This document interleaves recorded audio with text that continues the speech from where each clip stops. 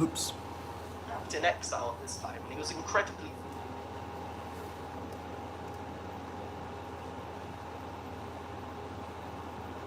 What it's going to take, so they go straight to the wall with their bare fists in.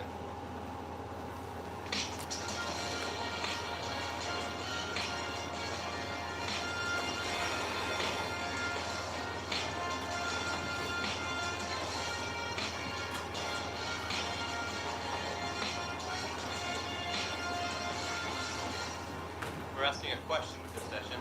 The question is, what kind of party are we building? And this is based on an organizational resolution that is circulated through the ranks. It's essentially intended to be an instrument in your hands for sharpening our understanding of our mission, of what we are doing with this party that we founded a year ago, with the intention of gathering the first 10,000 Bolsheviks into our ranks. And we understand that that recruitment target, that drive, the first 1,000 and the first 10,000, is really just a stepping stone for creating a mass party. What we want to do with this document and with this discussion is understand more vividly, how is this party going to grow? How do we intend to proceed from where we are today to a mass point of reference, to bringing the RCA to the status of a household name? What type of organization is it? What is the nature of a cadre organization? What is the nature of Bolshevism? Really, it's opening the door to broader questions. Understandably, a lot of people want to have a very concrete, a very practical response to this. One of the comrades in Ventura, California, submitted to the portal a little report that we published in last month's issue of The Communist. It said, people often ask us, what does the party do? Comrades might be tempted to answer with a list of organizational points. We attend weekly meetings, study Marxism, go to protests. Instead, I tried to provide a vision of our strategy to overthrow capitalism. At our current stage, we're recruiting a layer that is already drawing advanced conclusions about the need for communism and revolution. We're building a network of Marxist cadres throughout the US, skilled revolutionary propagandists and agitators who will form the nucleus of a mass communist party. I used recent examples, BLM and the Palestine Solidarity Movement, to explain why we need a clear leadership and a program to succeed. As we get organized, revolutionary ideas will be a bigger point of reference in future mass movements, and we need Bolsheviks in every key workplace, neighborhood, campus, and union, starting with you. The comrade said, everyone I explained this to was ready to give their contact information, and one even asked me point blank how he could become one of the first 10,000 Bolsheviks. Said he would sign up for dues when he got home. I think this is a model response. And what we wanted to do with this document and with this session, understand more deeply what is the entire strategy, because if we can see the strategy clearly, then everything else will flow from that. And I think the United States has a very impatient, sort of pragmatic temperament. I remember having a small group of comrades in one of our first iterations of a branch back in California, in the small town, rural Northern California that I grew up in, having a meeting about revolution. And it just so happens we were on the high school campus, sidewalks right here. One of my cousins walks by, sees us, oh, what are you guys doing? And I'm trying to get him to go away, and I said, look, we're having a meeting. Oh, well, what's the meeting about? Well, it's about revolution. And his response kind of sums up what people think when you say that word. He said, oh, do you need guns? We said, not at this stage, thank you. But a lot of people, and I would say the vast majority of people, the vast majority of the left, people who want to have a revolution, having that goal doesn't necessarily give you a clear understanding of how to arrive at a force that's capable of making that possible. And I think that's the nature of Bolshevism, is getting to the heart of this thing. It's always been a difficult thing for people to understand. How do you build the right kind of instrument? It's a very modern question. This question was answered for the first time in this book, What is to be Done? And I think this is a book you can read over and over and get more and more from each time that you read it. Admittedly, it's not easy to read the first time around. It assumes that the reader is swimming in certain waters. It's written for an audience of Russian revolutionaries in 1902 who understand the recent history of their movement, the debates that are raging. It's a polemic. But once you understand, once you get to the heart of what's being argued, all the content is there. everything that you need in order to understand what it's going to take for us to build this kind of party, to build modern day 21st century Bolshevism, is contained in Lenin's argument. And what was happening at that time was that the revolutionary movement was boiling up. It was raging. The number of people that wanted to overthrow the Tsar were like, well, it was a human tidal wave, and they were rushing into the revolutionary movement. In fact, the Tsarist prisons were overflowing with revolutionaries, and Tsarist prison cells were a sense of a cadre school. It was a university. You get locked up for 5 years, and there's not much you can do except read and write and think. And a lot of cadres got their education, not in a very pleasant setting, but in a pretty effective one, after all. Lenin was one of these. He was arrested in 1895, 1 year after moving to St. Petersburg, and spent the next 5 years in Tsarist prisons and in exile camps. And I think you can imagine that he was basically cooking this up. What is to be done was a product of that long period of thinking about what the movement needed. But every time the Tsarist police would come and carry out raids and sweep away one layer of leadership, another wave would pour forward, and it would just keep growing. The problem is there was a very low political level in general. You had a network of discussion groups, but you didn't have any kind of professionalism. There was no central force to coordinate it. And so Lenin could understand that you needed to bring this thing together, you needed to concentrate it and give it professionalism. He was fighting against primitive methods, against amateurism, and he understood something that nobody else really did, at least at a degree that no one else really did, is that if you want to give it that hardened core and professionalize a force like that, that's not an organizational, administrative, technical task. That is a political task. It's an ideological task. And what that means is the step you need to take is the step of training cadres deeply and thoroughly in revolutionary theory.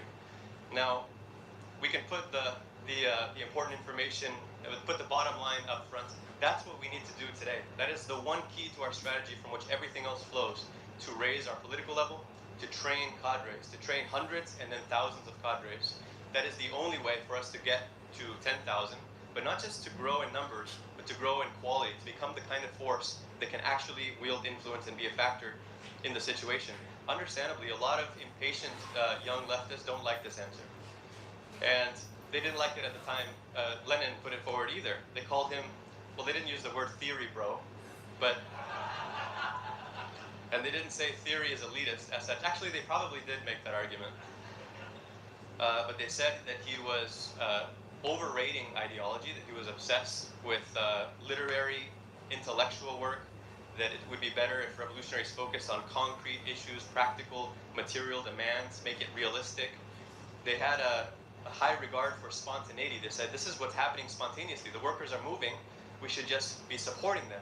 Essentially, they were arguing to tail end the movement of the working class. And Lenin fought against this severely throughout what is to be done. The first chapter is all dedicated to this. You need to sharpen, and you need a high level before you can unite. He says, in order for us to unite, we need firm lines of demarcation. You need to recruit people around a theory and around a program. That is the thing that you're recruiting people to.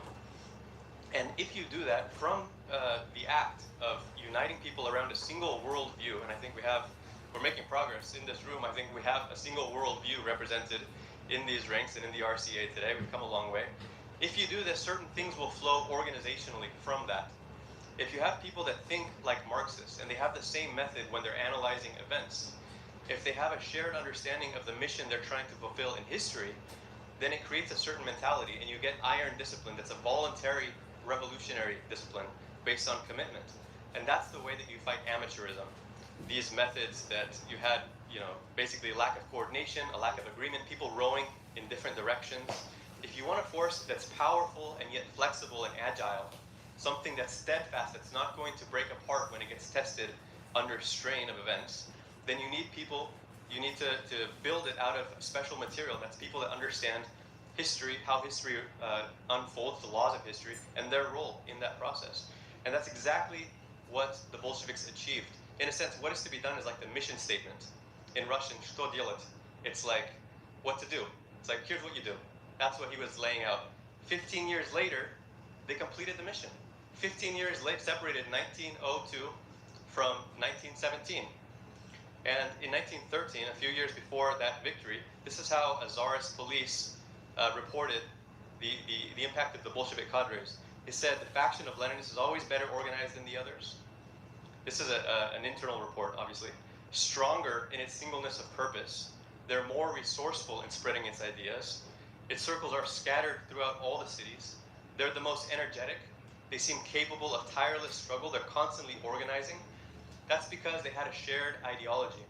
It's the political clarity that created that kind of effective organization. He also explained that the role of the party is not to tail end the working class movement, but to raise its sights, to raise its horizons, to show the way forward. We aren't here just to support from the back ranks. We're here to try to explain with clarity, here's the way forward, this is the way, and try to win leadership on that basis. So how do you achieve this result is the question. I think many revolutionaries would probably like to have a well-disciplined, solid organization. But again, there wasn't clarity as to how to arrive to this thing. A few weeks ago, I went to a branch meeting in Brooklyn, and we had a really good discussion about this document. Comrade Laura was there and made a good analogy. Said that capitalism is like a massive wall that needs to be battered down. And you think about the mentality of most people who are anti-capitalist, they want to batter down the wall. And they hate capitalism, and they see with an urgency, you know, the world is burning, all these people are suffering, we need to batter this down. But they don't really think what it's going to take, so they go straight to the wall with their bare fists and they just start hammering. And they eventually get burnt out. And the Bolsheviks are those in the crowd that are like, let's take a step back, folks. This isn't working. We need to have an instrument that's suitable for battering down a massive wall like this. And that means we need to step back from the wall and start building it. And here's a construction site over here. It's going to take a long time. It's not going to be easy. But this is the only thing, a massive battering ram that the entire working class can hold on to. And then we're going to be able to batter it. So let's go. And then you try to recruit people to this effort. And some people still don't get what you're doing. And they're like, okay, well, you're saying we should abandon the wall. We can't do that. This is urgent. People are suffering. People have immediate needs right now. You want to go have this abstract construction project over here. We don't understand what you're doing. This is basically the debate that Lenin was having with the revolutionary movement in what is to be done. And so the short version is, yeah, he also said, what is the practical step that we can take? A press. You need media. You need a way to package ideas and organize people around that so you can get on the same page that way. If you have a place where you're producing a stream of analysis, producing theory, producing reports, and it's not just written media. In our time, we have podcasts as well. We have YouTube. We have Against the Stream. We have, how many watch Against the Stream every week? Look at those hands, Fred. Let the International Center know that, well, maybe it has something to do with the political unanimity we have in the party. It's nourished by weekly input. This is what Lenin was talking about. You need a way of getting people on the same page. That's what he was trying to build with Iskra. People said, oh, you're dogmatic, and you're too literary. And people say the same thing, oh, the Trots, they have papers, they write articles. Well, they didn't understand it then, they don't understand it today, and we can leave those critics to their methods. Our methods are working pretty well so far, I'd say. We can look at the question of what is a cadre organization in general. And we've often done this in the form of analogies. There are multiple analogies. It's not just the military analogy. The comrades at the center know that I've been doing a bit of a rabbit hole into military structures, and I'll get into that, but it's not the only one. Anytime you have to have large numbers of people mobilized suddenly to achieve something, you need cadres. Anytime you need large numbers of people to come and respond to an emergency and get something done, and they need to be directed by a force that's already thought through, how do you direct what needs, what is it that we actually need to achieve and how do we go about it? You need cadres to be the leadership of that massive operation. Think of any kind of emergency. You have a natural disaster, an earthquake, a flood, things need to be done. You need people mobilized. You have an epidemic breaks out, a pandemic. The CDC has its cadres. They actually have a pretty thorough explanation for their personal thing, how to roll out a cadre. And a cadre, by the way, it means framework. It's French. A cadre is an individual part of this structure, or it could refer to the structure as a whole. So don't get confused. Sometimes you can talk about a medical cadre, and that's talking about the members of this unit. But what is a cadre? It's a special organization And it's small, and it's tight-knit, and it has the ability to become massive. That's a pretty cool feature. And the ability to become massive very rapidly comes from certain qualities that the small group has. It's the level of expertise, the level of training, the level of professionalism and discipline. It takes a long time to basically make in concentrate the ingredients that you need on a massive scale. The concentrated version needs the ability also not just to be professional, disciplined, well-trained and educated, the ability to impart information out into a larger structure. Why framework? Because it's the outline of a much larger organization that can then be filled out. So you could think of it like a skeleton. You need a structure that's sturdy, that's not going to break, that can uphold other tissues and organs. A framework can be built out. You can think of it also as a foundation. There's a lot of different analogies. You need something solid, and then you can have a mass that rests upon this. So in the case of, like, say, a wildfire, in 2020, among all the other apocalyptic events, the western half of the U.S. was on fire, if you remember. And they mobilized 85,000 personnel, not just fire departments from all over, but all kinds of agencies. The National Guard was out there. You had all kinds of law enforcement, medical responder units. And think about 85,000 people is a pretty good sized army. They need to be fed, and they need somewhere to sleep sooner or later. And they need a lot of supplies, and they need fuel and trucks, and you need to have decision making to purchase things, and you need and the supply line has to be established very quickly. So when something like this happens, you have what's called an incident command system, and you have a general staff that's established. And the leadership of every unit, you have a department for organization, for planning, for logistics, for finance, is going to be someone that has been thoroughly prepared for this emergency, that has thought through all the contingencies, and that knows this is the resources we have, here's the plan, if this happens, we're going to do this. And they start rolling out a response, and they're going to recruit members of different agencies, and each one, it's a very thorough division of labor. They figured out decades ago that if you don't have this figured out, you can't really do it in the midst of an emergency. It leads to chaos. You don't know who's responsible for making decisions, who's in charge, and who's going to report back, and how is it going to get done. It all needs to be figured out. So you have cadres in place, and they're going to lead the response.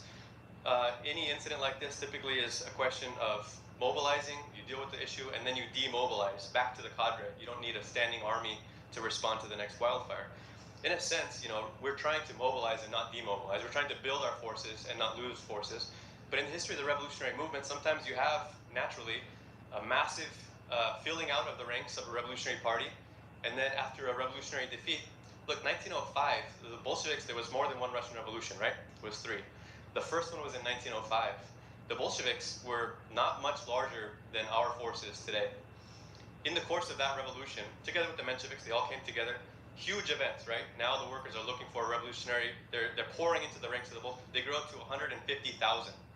I mean, that's a massive expansion. After the revolution's defeated, now demoralization sets in. Anyone who joined but wasn't part of the general staff, wasn't professionalized, hadn't studied Marxism, didn't really have a long view of history, is now also demoralized, and the thing disperses. They basically reduce back down to a tiny core. That was a very difficult period, but you see that there's a cadre, there's a basic organizational feature that's happening beneath the surface. Well, this is what happens when you're responding to a wildfire. This is how armies are raised as well. And I do think that the military analogy is worth examining in detail. It's not just a metaphor. It is a cadre organization, and it's probably the most thoroughly worked out. They've had centuries to figure out how do you structure things in order to convince large numbers of people who have no military experience to rapidly get trained, become part of a unit, follow orders, and risk their lives. That's kind of a logistical issue, and it's not easy to do. And what you have are officers, and you have enlisted personnel who can make this happen. That's the cadres of a military. And the whole military, if you look at it as a big, vast, you could look at an army and just say, what's an army? That's a huge number of soldiers, and they're all wearing a uniform, and they have an arm, and they're ready to go into combat. Well, on the surface, that's what it is.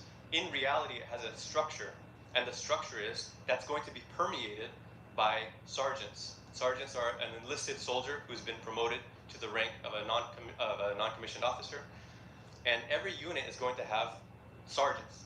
and they're going to have other ranks as well.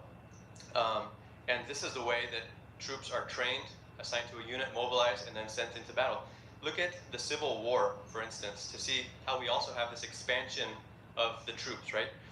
The beginning of the Civil War, you have the North. They have 15,000 enlisted soldiers, and that was in the standing army, and around 1,000 commissioned officers.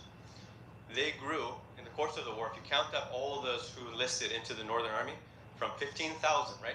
They grew to 140-fold growth to 2.1 million on the basis of those initially 1,000 officers, and then other people had to be trained rapidly to become officers. The whole thing, time is of the essence, right? When you're faced with a war. The Confederates did something similar. They had just 750 officers, and initially mustered 15,000 troops and continued to build from there. Over the course of the war, that side grew 80-fold. 1.1 million ended up joining on the southern. In total, you had 3 million soldiers enlist on both sides. And that's again, it comes down to the core of officers who's prepared to take recruits and organize them and then let them and tell them what to do. I mean, imagine being in that position. You have to know the drill, right? And so, just to run through this a little bit, at the risk of bringing you all into the rabbit hole with me, we will come out on the other end, and I think it will be helpful. But stay with me here. The smallest unit of the U.S. Army or the Marine Corps it's called a team or a fire team.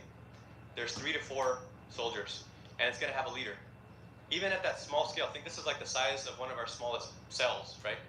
At that small scale, the leader of a team will typically be a sergeant. In the Marine Corps, it'd be like a lance corporal. We're talking about someone with 2 to 4 years of experience.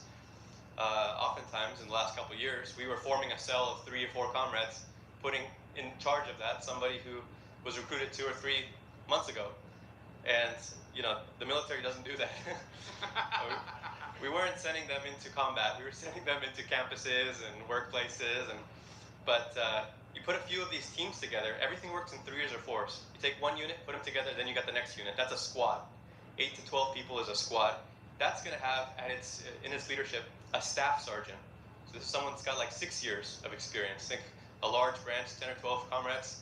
Do you have someone that joined in 2019 leading that? Probably not in most cases. Again, put a few squads together. Now you have a platoon, 30 to 50 people. This is going to have a commissioned officer who's been to some kind of a military academy, at minimum, a lieutenant who's been to West Point or reserve officer training or some kind of thing like this, 4 to 6 years of education to lead that group. And that's like a district. That's our Brooklyn district. There's a certain level, and each of these units has one cadre in charge of overseeing the unit who's answering to someone above them and who has basically 3 or 4 people below them giving mentorship to, giving guidance to, but also giving orders. Now, obviously there's a difference, comrades. I'm not saying, we're not building a paramilitary organization. It's different. We're not building a chain of command either. It's seniority and years of service. It's not the same for political leadership because we're not training a network to hand down orders and people to be obedient to that. That's not the way it works. We're trying to build a network that hands down like political clarity and inspiration. And you are trying to build like mentor relationships of training cadres that can help someone understand Marxism better, build their confidence, their clarity, and their ability to explain these ideas to others. Because after all, we're not going, the combat that we're going into, the class war, a cadre of a class war, think about it, the military is sending people to spread destruction and misery and to spread artillery. We're trying to spread ideas and to spread the influence of a revolutionary program. And so for that, you need cadres every bit as much as a military does, but it's a different type of cadres and it's a different type of structure. So I thought many of these things were quite interesting. They want it to be a very rock solid structure. Sometimes it becomes not so solid, by the way. Sometimes the thread connecting soldiers to officers becomes quite tenuous, and we can talk about that. But you have a cadre density throughout the army. That's the thing that needs to be understood, is that 15 to 20% of the troops at a large scale are going to be officers or non-commissioned officers. If the RCA was a military unit, it would be a battalion, and it would probably have 150 to 200 officers and sergeants who have an average of like 6 years of experience, more at higher levels, less at lower levels. And so this is basically, if you look at the structure we're trying to build, something that's solid, something that holds together, but we're not just trying to sustain a group of 10,000. See, when we get to 10,000, that's not when we all give high fives and then our work is done. We're trying to build something that can, I mean, our work really will begin when we have these kinds of numbers. The session we just talked about is deploying cadres into high stakes situations to be able to make decisions and to counter this vicious enemy that we've been talking about, the capitalist class, the most vicious that history has ever seen. And so we need serious leadership for that. I think it's also, yeah, there's a number of things. How much do I want to keep talking about the military before? But one other thing here is that I found this document. There's a lot of things on the internet, and one of them is Raising an Army, 10 rules. And it's not a joke. This guy is a mercenary private contractor who works like for the U.S. imperialists. When they go in and destroy a country, then you know that the imperialists have to rebuild an army. They often do a bad job of it. But this guy was critical of the Pentagon's system, and he's got 10 rules. He says the first one was to drop the Pentagon's train and equip mentality. Let me just read you this. Raising armies is more sophisticated than this. It involves growing leaders, building institutions, instilling professionalism. Training and equipping alone only gives you better dressed soldiers who can shoot straighter. It goes on. Number two is, secondly, you have to understand this is a deeply political activity. Technical approaches that ignore the politics will fail. Here's another, I'm not going to go all 10, but another one, you have to instill a professional military ethos. That's another way for saying you need political education. You need ideological training. Starting in basic training, imbue respect for the rule of law and allegiance to the Constitution.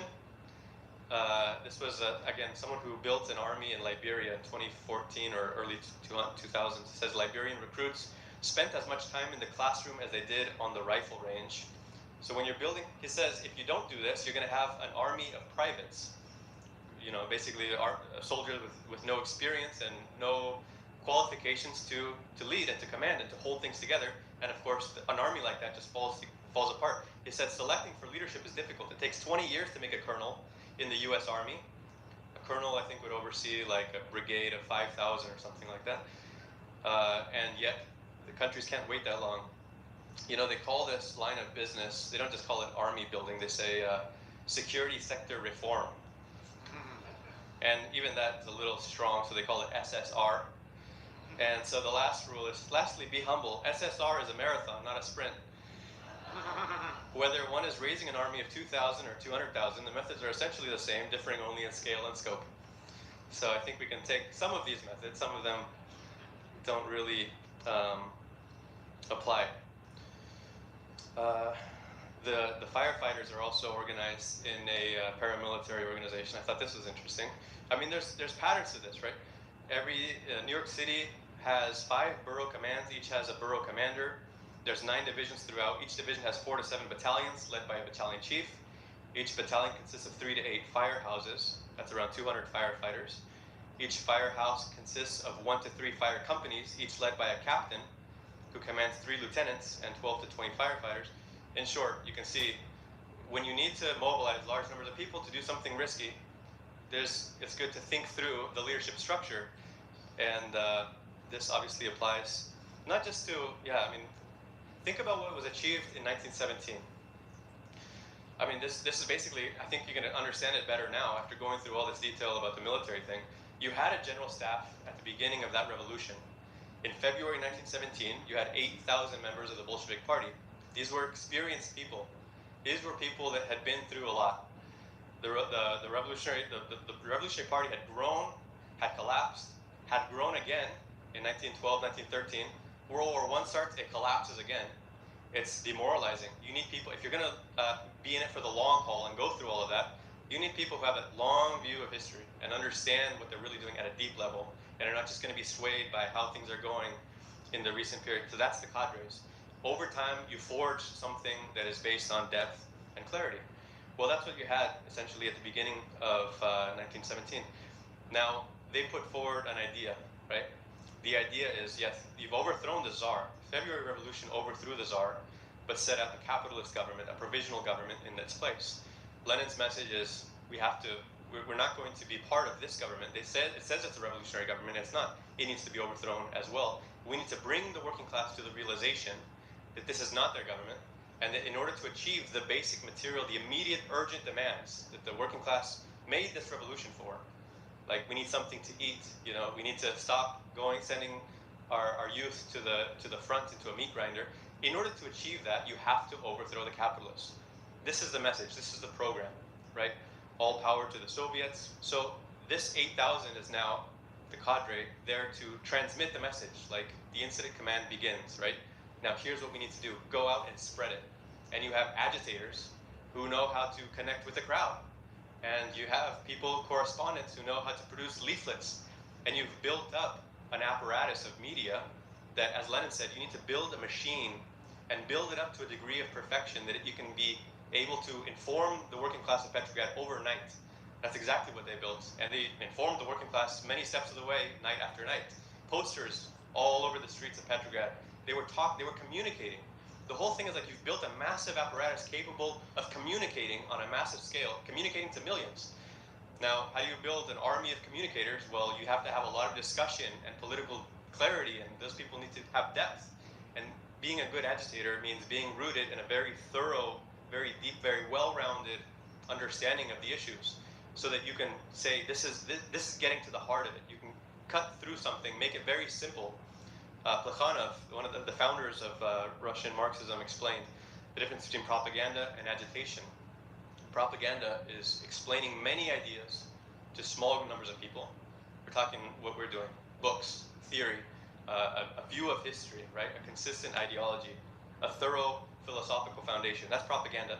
Agitation is few ideas to many people, but you can't just choose one or the other.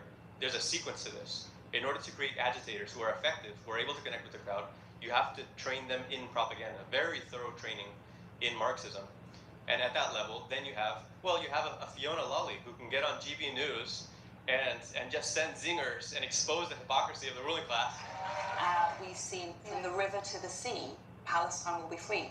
That is an anti-Semitic chant calling for the eradication of Israel, the eradication of Israelis, and the eradication of Jewish people. No, you're a liar. You're a liar. When a Tory politician says, aren't you going to defend Britain? When threats are growing, it requires all of Britain to lean in, as we've done in the past, hesitantly though at first, to say we're going to stand up and we're going to be firm and we're going to defend Britain. There is no all of Britain. There's you guys and there's everyone else, right? If Putin is a threat to the working class in Britain, I don't trust Keir Starmer, I don't trust David Lammy, I don't trust the defence companies, I don't trust the billionaires, I don't trust the establishment as people who are going to defend the working class in Britain. A class perspective, very simple.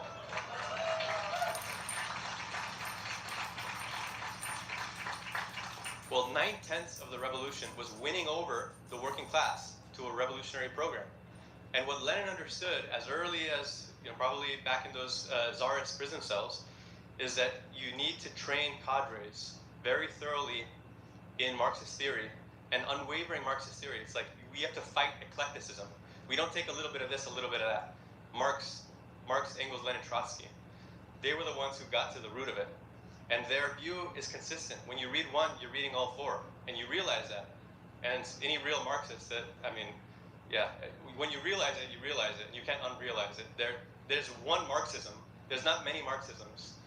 And when you understand it, then you see its power. We're trying to build something around that realization, and that's what Lenin understood. That is the thing that you have to do.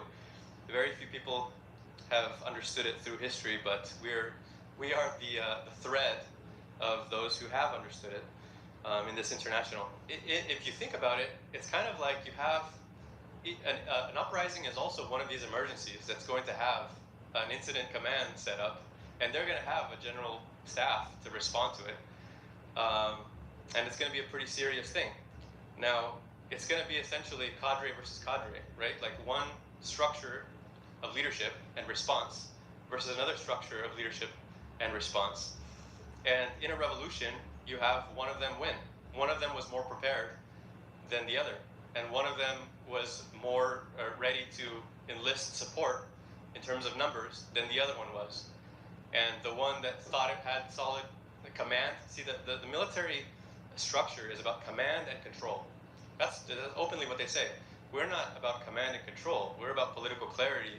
We're about truth. I mean, dialectical materialism is the thing that's guiding us.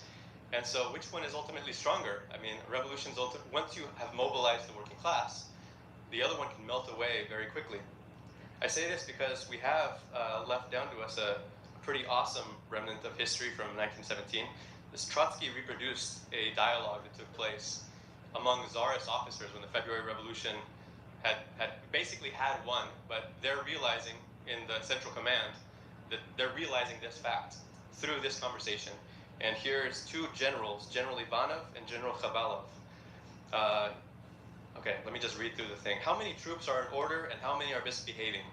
Khabalov's reply. I have at my disposal in the Admiralty building 4 companies of the Guard, 5 squadrons of cavalry and Cossacks, and 2 batteries. The rest of the troops have gone over to the revolutionists, or, by agreement with them, are remaining neutral. Soldiers are wandering through the town singly or in bands, disarming officers. Which railroad stations are guarded? Response. All the stations are in the hands of the revolutionists and are strictly guarded by them. In what parts of the city is order preserved? Response. The whole city is in the hands of the revolutionists. Wait, hold it, there's more. The telephone is not working. There's no communication between different parts of the city. What authorities are governing the different parts of the city? Response. I cannot answer this question. Are all the ministers functioning properly? Sir, the ministers have all been arrested by the revolutionists. What police forces are at your disposal at the present moment? None whatever. What technical and supply institutions of the War Department are now in your control? I have none. What quantity of provisions is at your disposal? There are no provisions at my disposal. How many weapons, artillery, and military stores have fallen into the hands of the mutineers? All the artillery establishments are in the hands of the revolutionists. What military forces and staffs are in your control? The chief of staff of the district is in my personal control. With the other district administrations, I have no connections. So in the key moment, I mean, all of the command and control counts for nothing if the whole mechanism breaks down. And history has shown many times the kinds of conditions that lead it to break down. That is, comrades, if our cadre are powerful enough, if they're strong enough, if they're prepared enough. And that is the whole point of the grounding in theory. How do we know how far along we are in creating a revolutionary military academy, a red West Point, a revolutionary war college? Well, I think you have a good example that came out not long ago from Denmark. This was something that was circulated in RCI Bulletin 23. Now, we explained that the Danish section is doing quite well, right? It's a growing section, fast-growing section, very energetic in a small country. The working class of Denmark is just over 3 million people, which means that we have almost 1 comrade per 10,000 workers. And when they reach 1,000 comrades, there'll be 1 comrade per 3,000 workers. If what they had right now was like the U.S. population in terms of the working class, it would be like having 13,000 comrades right now in Denmark. So they're not doing bad, but that's why they're getting on the radar of the ruling class and their establishment media. And the largest paper in Denmark, the largest liberal paper, had this expose of journalists that went undercover. Well, he says I infiltrated. He says by infiltrating, I talked to a very eloquent, open-minded, friendly young communist. I expressed interest in Marxism and immediately got invited to a branch meeting. And he said, I didn't know what to expect. I thought it was going to be something absurd, probably, like people dressed up like Soviets or old-time nostalgics about the Soviet Union, or maybe hippies. I didn't know. Well, the title, I think the title of the article is something like, I infiltrated a communist meeting. I expected something absurd. What I found was the key to victory. Allow me to read to you extensively from this article. Because the way he says it, the way one of our class enemies says it is almost better than any comrade could have. The presentation, he's describing the meeting, right? There's a young comrade gives a lead off. The presentation, which was well prepared and well formulated, the level of depth of the discussion would take most people's breath away. Even relatively inexperienced attendees were able to recite and understand Marxist works and argue articulately from them. All of them had a broad knowledge of everything from socioeconomic conditions and economic history to war history and philosophy.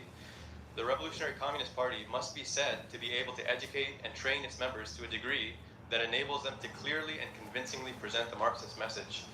Literally, even the newest members, the lowest common denominator, were at a higher level than the average Dane and the average liberal. Despite great diversity of age groups and educational backgrounds, all members, new and old, are apparently encouraged to immerse themselves intellectually and study Marxist theory thoroughly.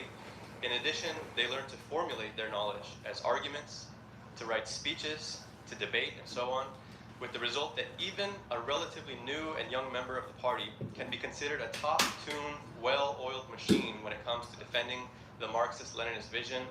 Another observation: although the 2-hour-long debate covered a wide range, all topics and questions were considered from a Marxist perspective. In formulating their arguments, the party's members took an uncompromising point of departure from the theory behind the party's ideology. He's like, wow, they're consistent. They all have the same view. And this is the conclusion. However much we may disagree with the Marxist worldview, we must recognize that part of Marxism's gains can be attributed to the fact that without apologizing for itself, it actually tries to deliver clear and unequivocal answers to humanity's problems, big and small.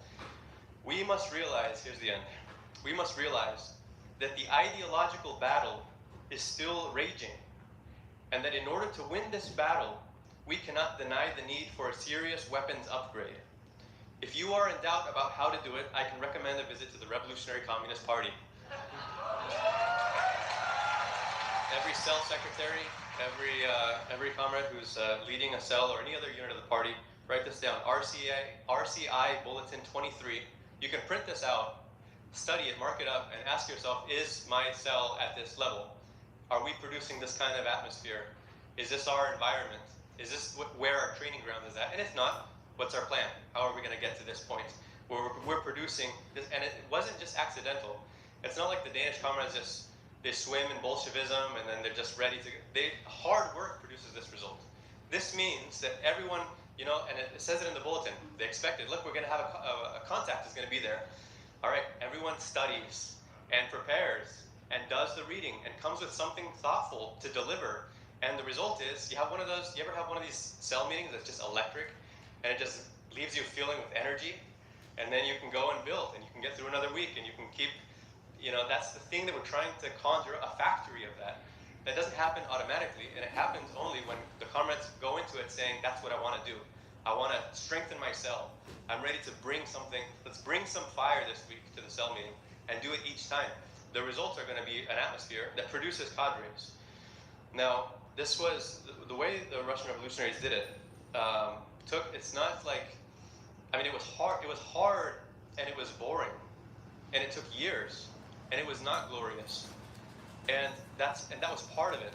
And a lot of people went through the ranks and, you know, burnt out or disappeared or got active for a little while. I mean, the things that we're up against, we're not up against a czarist officialdom that's raiding our offices and, you know, rounding up our comrades and sending us to prison. We don't have to worry about those things. But we're up against the pressures of life, like life under capitalism. And that means too many people, they come into the ranks, this is cool, I like this.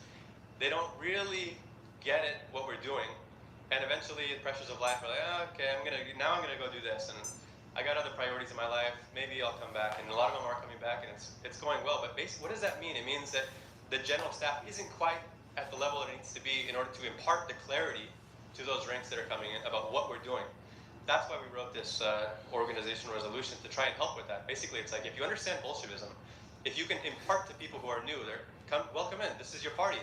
But you're not just here because you're a communist and we're a communist and we're all going to talk about communism. And you're not just here because you agree with our views and you want it to be with a group of like-minded people. What you're joining is a training grounds. You know, that's the thing.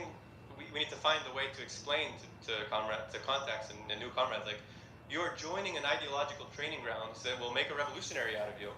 And it's going to be hard and it requires your commitment, but there's a massive reward. Just get a taste of this Marxism. Once you see this clarity, I mean, that's the thing that can drive us. But you need to have that kind of environment that produces that result. How did it start in the early days? Plekhanov's Plekhanov was the founder of Russian Marxism. Throughout the history of Bolshevism, Lenin and Trotsky were always even though he became a Menshevik and he lost his bearings, but he played a role in starting this thing out in the 1880s when there was no Marxists in Russia, and he laid the seeds, and it was patient, very thorough philosophical work. They said, Lenin and Trotsky recognized that Plekhanov educated an entire generation of revolutionaries. But in these early days, what were these discussion groups like? Well, I have here a passage from a memoir of an industrial worker who had participated in one of these propaganda circles in the 1880s. This is how they described it. The propagandist acquainted us with the struggle for a better future. He pointed out the path of our movement, the broad outlines of socialism, and told us we will attain this future only by the efforts of the working class as a whole. But to be an organizer of the working class, it is necessary to be a cultivated person, to whom others could turn with their questions, and from whom they could receive definitive answers. Therefore, it is necessary to discipline and cultivate oneself. It is necessary to learn by a definite program. A good propagandist must be able to answer such questions as why there is day and night, seasons of the year, and eclipses of the sun. He must be able to explain the origin of the universe and the origin of species. In the program must be included history, the history of culture, political economy, the history of the working class. This is depth. This is the way you train a foundation that can sustain a revolutionary movement. And you cannot skip this step. We have comrades that are doing this kind of thing. We're reading Reason and Revolt and learning about materialism. I've visited comrades and I've seen, wow, our ranks are buzzing with enthusiasm for materialism and dialectics, and this is an awesome thing. This is where it begins. There's a sequence to these things, and you can't go straight to the exciting, now we're going to do the labor movement, we're going to take things by storm, and we're going to march it. The whole what is to be done was an argument against people that just wanted to jump to the fun part. Let's storm the fortress of the Tsars, and Lenin's like, okay, yeah, you and what army? The whole thing is, how are you going to build this thing? Lenin understood you need the depth first, the rest will come from that. You need the clarity of Marxism, and you need a very thorough training in this, and that takes time, and it's not fun. It's not fun to be told, this is a patient task, it's going to take years. That's what we're telling people. That's the bitter pill. But I think we're doing a pretty good job so far of convincing plenty of people that it is worth it, and that it's a rewarding process to engage in. Lenin argued that the press was central to this. Now, this is another thing that people didn't understand back then. They don't understand it now. But I think there's basically an argument here in what is to be done and where to begin that has been overlooked by the vast majority of people that read this stuff. The press, Lenin was arguing, it's not just that Lenin loved newspapers. Like, yeah, this is cool. You got to be able to, sell these things. And that's not what he was getting at. He was saying that the press is a benchmark for something else. It's a proxy. It's a stand-in. See, if you can do this thing, then you can do this other thing. And it's a practical metric for your political strength in general to be able to produce media, to produce a press regularly, a podcast, to be able to produce a flow of information that analyzes what's happening. Now, if this flow of information is crisp and clear and precise, if it's effective, it'll spread. If it's blurry and general and vague, it'll spread. It won't spread as well, The whole thing, the question of influence, again, we want to jump to the exciting part. We want influence. We want 10,000 people. Well, if you just enlist 10,000 people, but you don't have anything to say to those people, they're going to look for, okay, what's our marching orders? 10,000. We're here to sign up for the Bolshevism. What do we do? You need a general staff ready to say, okay, well, your unit come with me. Here's what we're going to do. Boom. And train them and start explaining things. And you need to be able to understand events thoroughly. It begins with understanding. See, the training we're trying to imbue comrades with isn't just training like our heads are in the clouds and now we're the intelligentsia and we're studying French philosophy and now we know this thing that the rest of the working class doesn't know and we're Marxists. That's not the point, comrades. You're trying to arrive at a level of clarity. It is an instrument that can allow you to get back to the concrete at a higher level, to say the thing in the way that it needs to be said, that it lands, to be able to deliver clarity in a way that no other force in the political landscape is delivering. When we can do that, then we're ready for influence.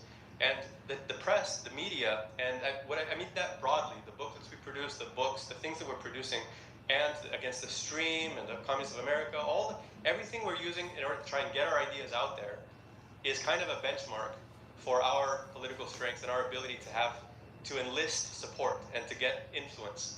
And that strength manifests by you all consuming the media and spreading it. If it's effective, if it's helpful, you get an idea that's like, okay, this explained it so well.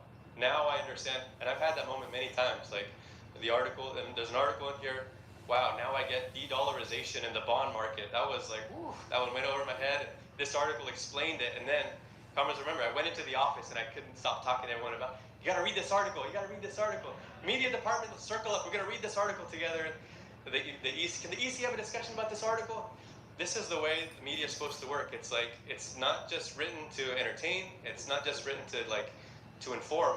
It's meant to be the ammunition, that you pick up and then you use. And so if you have a strong media department, if you have a strong apparatus for producing this, then you're, here's the other thing. Here's the other media department that we're up against, is Steve Bannon. I've had this on my mind, and comrades know this is another sort of pet topic of mine. He's a vile reactionary. This is one of our enemies, one of our most determined enemies. But something about it, I find it effective, and when your enemy is effective, you need to pay attention to what's going on there. And what Steve Bannon is doing is, his view, he's like a fundamentalist Catholic, and he's a vile xenophobe. Everything comes down to the immigrants, right? All the problems, everything he says is like, this is what the immigrants are doing, and he wants to give Trump a backbone to fight back, to railroad the courts. Like, that's his program. But what is he doing? He's taking in the news and he's churning out propaganda in a prolific way. Like the podcast of Steve Bannon is called War Room, and they produce like 4 to 6 hours of podcast streaming content every single day, 6 days a week. And it's taking the headlines of the news, the headlines of everything that's happening. And Steve Bannon has shared, like, this is my media routine. I read the Financial Times every day, and I read the Guardian, the BBC. Steve Bannon is consuming this, and he has a team of like 15 people working on his podcast, and they're all consuming the news and they're reading it. And in his war room, there's a fireplace, and above the fireplace they have MSNBC. That's like, we have to listen to the enemy and what they're saying, and they have the producers are like taking clips. And the beginning of his episode, if you watch any of this stuff, the beginning is like just a video montage of clips. This is what the mainstream media is saying. Just a couple seconds of this and a couple seconds of that, and he gives you a feel like this is the message out there, and then he comments on it. And it's the volume of what they're able to pump out. That's what allows him to be directing a current of public opinion. People can follow that, and then you guess what? There's people that will, maybe they're workers, maybe some of them are like on the shift listening, and while they're on their shift, they're like, this stuff is going into their head. We need to make the revolutionary communist version of this. We need to counter this and we need to outdo them. We need to out-organize them. We need to out-train them and out-discipline them and out-study them and out-cadre them. That is the force that we're up against. And I think if you see how they're doing it and how effective it is, then you understand this is why we're saying the paper is important. And then, what's this joker, the liberal Hassan? Is that the... And he's like... Of course a trot is selling a newspaper. Pamphlets and newspapers. Virtually everything that you search online that is a Marxist webpage with things written on it will almost always be operated by a trot. These are, in the socialist movement, these guys are like the archivists, okay? Okay, yeah, they don't get it. They don't see why we're doing it. We understand why we're doing it. And we need to use this to train up our cadres, and really we don't have a second to spare. That was the point on the media. Just to bring this all home, comrades, I think it's important that, we wrote this as an instrument to put into your hands to help recruit. If you understand what the party's strategy is better, then you can get people on board more easily. And you can also help comrades who are new, who are building up a commitment and saying, okay, I'm trying to understand what this is. See, when I joined, it took a while. There's an interval involved. Like, you don't just join and then, boom, I'm ready to be a Bolshevik, like a lifelong committed soldier. It takes time before it took me a couple of years. Like, I joined, And my commitment was like, I'm very interested, I was very enthusiastic, but I was like, yeah, communists, I'm surrounded by communists, I'm a communist, yay. But it took me a while to realize what this party is going to do and what role we're going to play in history. And when I did, then everything changed. And you can't just artificially give that in a package to people. It takes time for that to sink in. We are going to overthrow capitalism. We are not just saying these things. We are going to do it, comrades.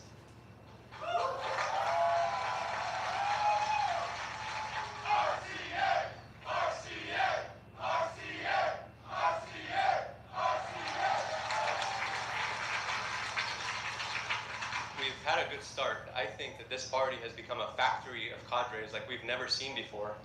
And I see it every time I visit an area, every time I interact with comrades that I haven't seen for a while. The development is happening at a pace that I have never seen before. And I think that's awesome. And really, that is the only metric of our success. That's really the thing we're trying to do here. There is a surface appearance, and then there's the reality that's happening beneath the surface. And the reality is, we are a cadre organization, and we're developing cadres. And that's the only metric that matters. What matters is not the surface number.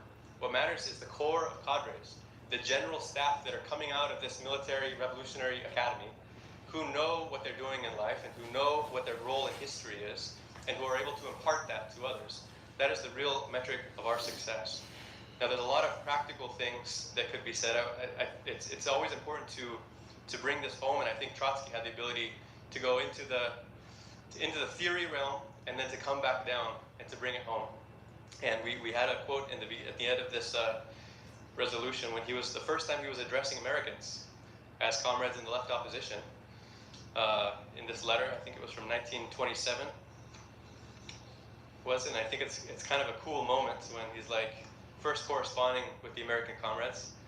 Well, listen to what he says. We must not, for a minute, lose sight of the fact that the might of American capitalism rests more and more upon a foundation of the world economy with its contradictions and crises, military and revolutionary. This means that a social crisis in the United States may arrive a good deal sooner than many think, and have a feverish development from the beginning. Hence the conclusion, it is necessary to prepare. And he says, for the majority of the socialists, he's talking about those people that are just kind of socialists on the side. Yeah, I'll overthrow capitalism with you on the weekend. But they're not really his understanding. If you want to build something, you can't do it in that way. You can't half it. You can't just phone it in. For the majority of the socialists, and I have in view the governing strata, their socialism is a side issue, a second-class occupation accommodated to their leisure hours. He goes on to say, these gentlemen consecrate 6 days of the week to their liberal or commercial professions. On the seventh day, they consent to occupy themselves with the saving of their souls. These are not intellectual opponents, but class enemies. He's talking about the Second International in reality. But then he brings it home. Here's what you do. Bringing it home means say, here's what you do. What is the takeaway from this? Don't just leave it in the abstract. He calls on them to find the road to the youth, to dedicate their time to training up the cadres. He says, find a few contacts, young workers, they could be teenagers. Get in touch with them and develop them into cadres. He says, remain in contact, continual contact with them. Help them in their self-education. Train them in the questions of scientific socialism and systematically introduce them to the revolutionary politics of the proletarian vanguard. What it means to be a cadre is not you learn so much and you get so smart and then now you got it and you're a cadre. You don't get a rank, you don't get a badge, you don't get said that now you're a cadre. Yay, that's not the point. That's not the point. What your measure, being a cadre means you have something to offer to other comrades and you can lift them up. Your ability to build other cadres is the thing that matters. Your ability to inspire, not to impress.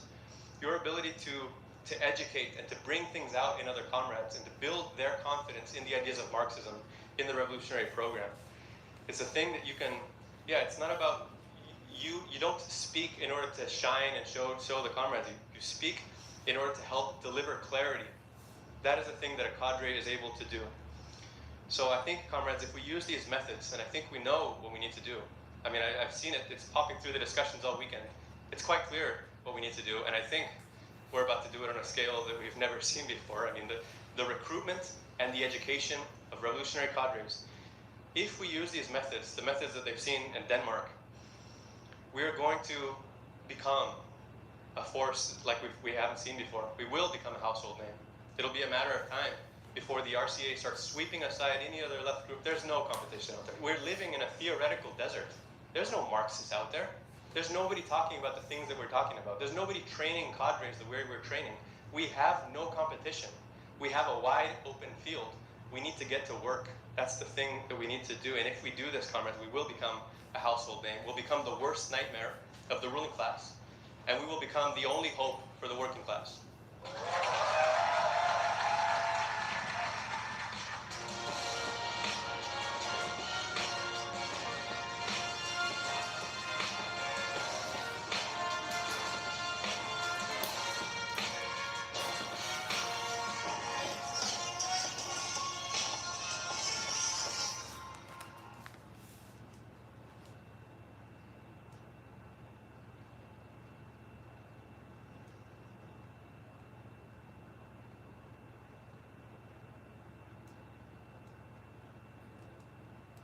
For the most part, the majority of people can be reached because these issues impact more and more layers of the working class every day. So it's been really encouraging to get these reactions. When I started, I thought that there would be way more negative interactions than positive, but that's been completely the opposite in my experience. This is the only party that is actively seeking to overthrow capitalism, not in another life, but in our lifetime.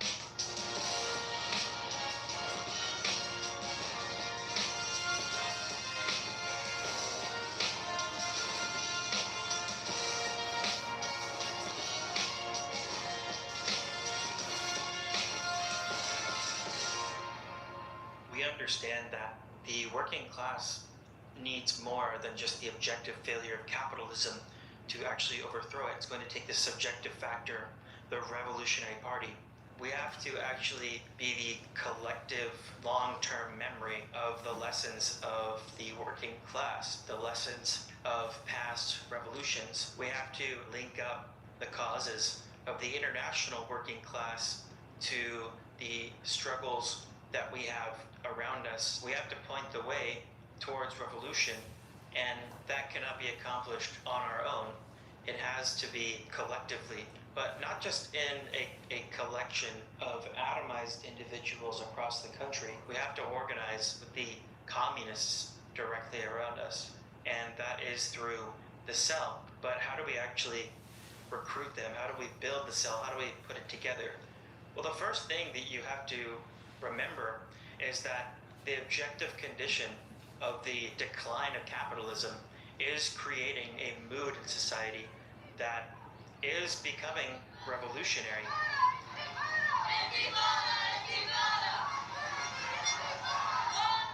This is the molecular process of revolution that Trotsky talked about. Polling showed that 20% of young people saw communism as their ideal economic system.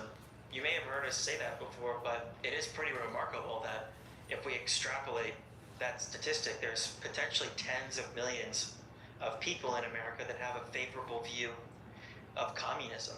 To add to that with a more recent statistic, 70% of people that were polled said that the US economic and political system needed major changes or needed to be completely torn down. Again, I'll repeat that. 70% of people are coming to the conclusion that the system in America does not work and it needs to be majorly changed or torn down.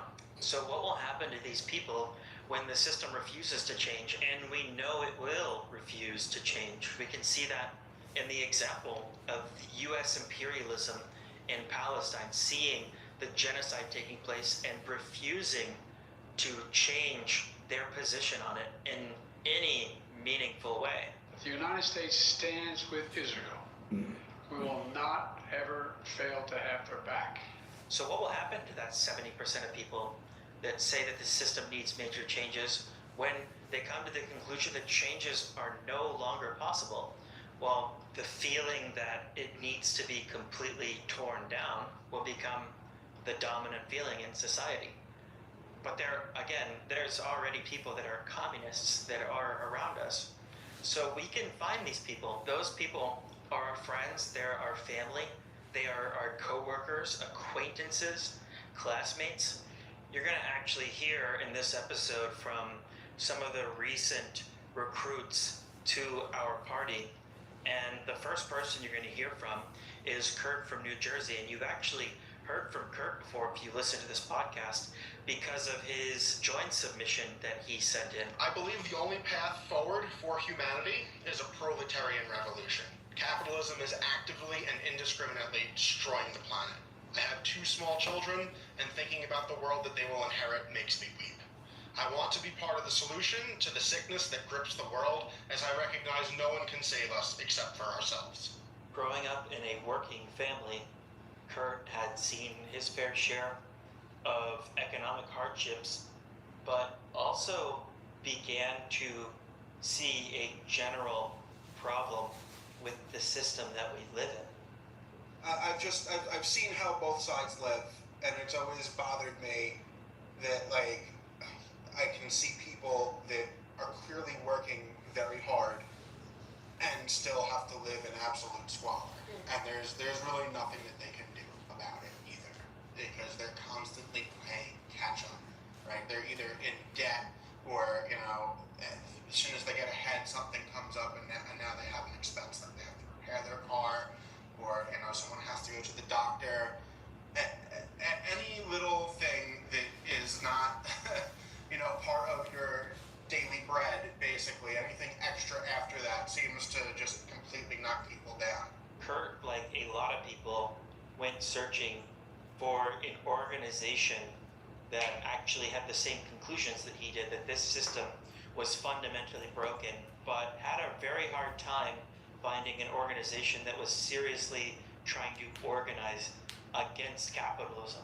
Tried joining the CPUSA, found out that they were absolutely fucking useless. They also took over a month to email me just to get back on my request for membership. I looked into like the PSL. Didn't seem like much was going on there. There was another group that I was with, the PLP, that I met at a March 2nd protest in Washington Square Park for Palestine. And I've been doing study groups with them, but that's all they really do is, you know, we do Zoom study groups twice a month. And that's about it. I've been to 2 of them, you know. That's it. There's not really a lot else going on with it. We meet people like Kurt all the time in our recruitment efforts. This just goes to show that it's not a lack of communists that is the problem. It's actually a vacuum for a party that can actually absorb all of the communist elements. Not just any party, but a serious professional party that is taking the task of overthrowing capitalism as serious as it needs to be taken. We can't take a frivolous attitude and let these communists slip through our fingers. We have to actually create a professional apparatus that can capture and merge with these communists that already exist. I've learned enough, I've seen enough, it's time to do something. And that was the motivating factor for me. And the experience was good. The first phone call I got from Comrade John, it was a very good conversation. He asked some questions, and he also answered my questions with ease, which made me that much more motivated to be involved. It definitely told me that the organization was serious, and this was exactly where I needed to be. That's coming from a comrade in Washington, D.C. named Juan. We haven't really had anything in Washington, D.C., but we do now because of efforts of people like Juan for, number one, reaching out. It's also because of the efforts of another comrade that's from Philadelphia named Nico, who on a spring break holiday actually took it upon himself to, instead of just taking a vacation, actually going out to Washington, D.C. and help build the cell. Yeah, so I used my spring break, my week off work, to head down to Washington, D.C. and to Baltimore to build a cell of the Revolutionary Communists of America. I brought with me 25 copies of our paper, 5 copies of our IDOP theoretical magazine, a couple hundred leaflets and stickers, and over the course of a week, went to a large protest, went to 3 college campuses, talking to students and workers there, and a couple neighborhoods around DC.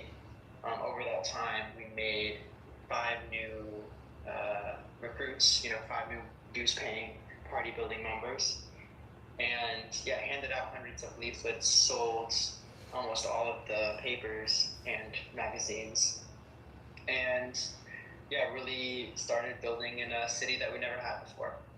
Throughout this campaign that we've been on, of just asking people, are you a communist?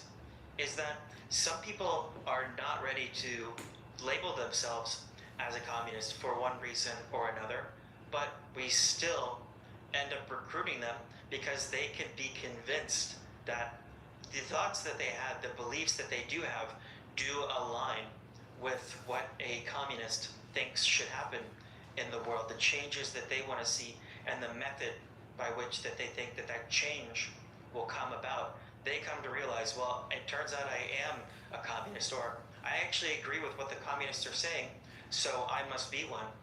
We've had plenty of examples of that. About 10 months ago, I was first introduced to the party by stickers that were posted around my college campus. They said, "Are you a communist on them?" And honestly, at first I thought it was a joke. We're taught that there's nothing else that will work but the capitalist system, and that other systems such as socialism and communism were bad. However, at this point, like many others, I was sick and tired of this so-called best system and was willing to hear just about anyone else out. So when I saw the communists in person in front of me, I approached them with an open mind. I liked what they said, and it only took a couple of weeks after that for me to get involved. Now I've been home for the break between semesters, and my main focus has been on building the party in other areas of Texas. I've been primarily targeting my workplace, and have been trying to raise the political level of consciousness within my coworkers. I've recently had some good conversations with people about the upcoming election, state of the country, and what our perspectives and solutions are on how to approach everything. And you may be listening to this and think, well, this is great, that there are all these communists around me that I may be able to find, but I don't feel ready. I don't think that I can explain the ideas enough, or to the degree of which I think it's necessary to start. And we just want to say that you don't have to wait until you're, quote unquote, ready. What would that even mean, to be ready? Our comrade from Washington, D.C. actually had something really great to say about this. You've already done the hard part. You've already reached certain conclusions. We can get you the theory, but you already understand, at least from a big picture perspective, that capitalism is the problem. We have plenty of resources for people to start today. One of those resources is the paper. There's a reason why we print the paper. It's not because we're trying to become newspaper salesmen. It's because a physical paper is, like Lenin said, not just a collective propagandist, a propaganda tool, but also a collective organizer. When people see the paper, they understand it took a professional organization to produce this. The paper can be used to show we really are serious about what we're doing, and here it is, right here. This is our work for the last month, or in the month before us. Again, what is to be done? Probably the most well-known, but also most misunderstood document from Lenin. It explains all of this, the need for not just a very strong centralized organization, but also a central organ for that organization. I'm Ben. I'm a member of the Revolutionary Communists of America, and I work at Keynes. Hello, my name is Anthony. I'm a communist organized at the RCA, and I also work at Raising Cane's. Tell the audience what is special about you two. What, is it that we're twins? No, we're building a cell. Oh. You idiot. The start of building this cell, it really started in the tail end of winter, tail end of December, where I almost jokingly asked one of my coworkers, "Hey, are you a communist?" Because at that point I was semi-new, 3 months in, a new recruit in my perspective. And they actually answered yes. They answered proudly yes. In fact, they screamed in the kitchen, like, hell yeah, I'm a communist. Like, I'm a red-blooded commie. And I was like, all right, I can definitely work with this. And luckily, we were both like pushed out the door to go like run trash to the dumpster outside of the restaurant. And I just started explaining like what our party is, like what cell meetings look like how like we develop our theoretical level, like what's necessary for a revolution, all like the I guess like basic principles of what you want someone to understand about the party. And they were actually brought on board. And I had 2 papers in my backpack. Two of the socialist revolution issues, and they bought both that day. And I was like, all right, like this is a person I can consistently talk to, and they're still in our periphery now. So a few months down the line, me and my brother are consistently selling papers at this workplace, and like the middle of spring, we realized like, hey, like these like 5 people all have the same issue of the communists. Why don't we just make a reading group? And so one of my shifts, I just started asking around where most of those people worked the same day. I was like, hey, like, do you want to read about this? Like, do you guys want to talk about this? And I initially asked for just like confirmation, and then me and my brother went around the store a second time asking for like a day and a time that would work. And eventually that was a Sunday. And that meeting, that was like a week after. It was very phenomenal. Like I myself am surprised like how well it went. We sort of like popcorn read the second issue. We just discussed it article by article. And I think the most remarkable one was an article written by one of our Denton comrades, how a coworker was worked to death. And it was weird because it was the Walmart that's like not even a mile away from our restaurant.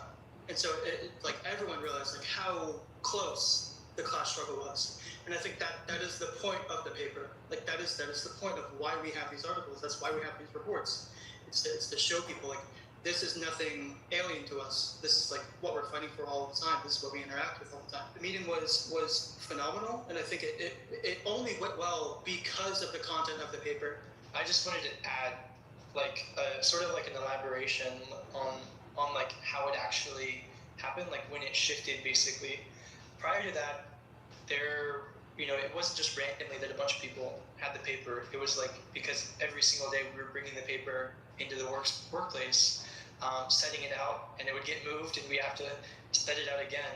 But it sort of inflated to a point when like not a day went by for a while there that like a paper wasn't sold.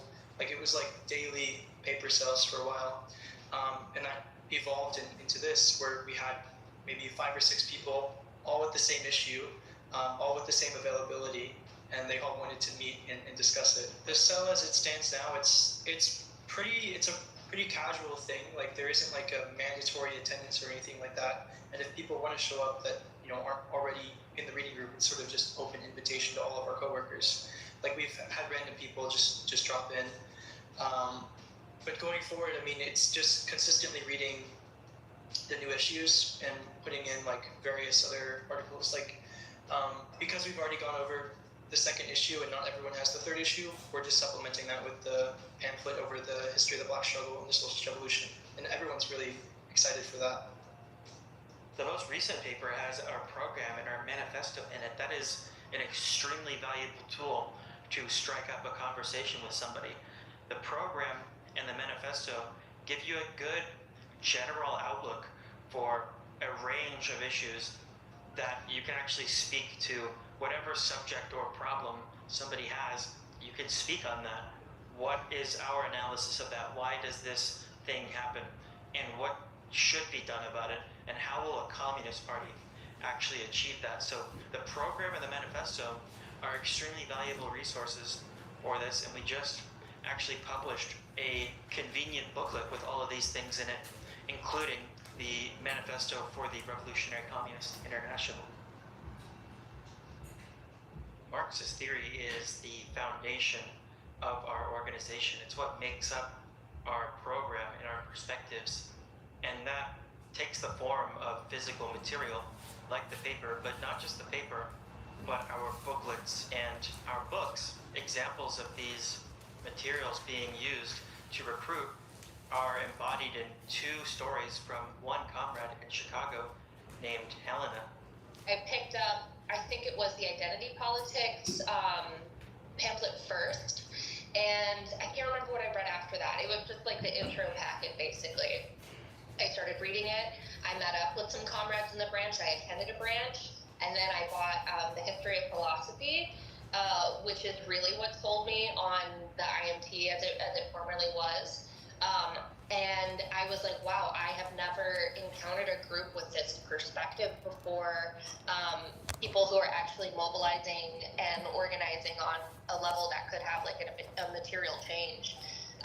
So I was really encouraged by that, and that's how I decided to join. And ever since then, the growth in Chicago has been, nothing short of remarkable. When I first joined, I think it was like maybe 9 or 10 people, just as one branch, and now we're about to divide into 7 branches. We have about 40 members in Chicago now, and I only see that number going up. We still have like tons of contacts coming in.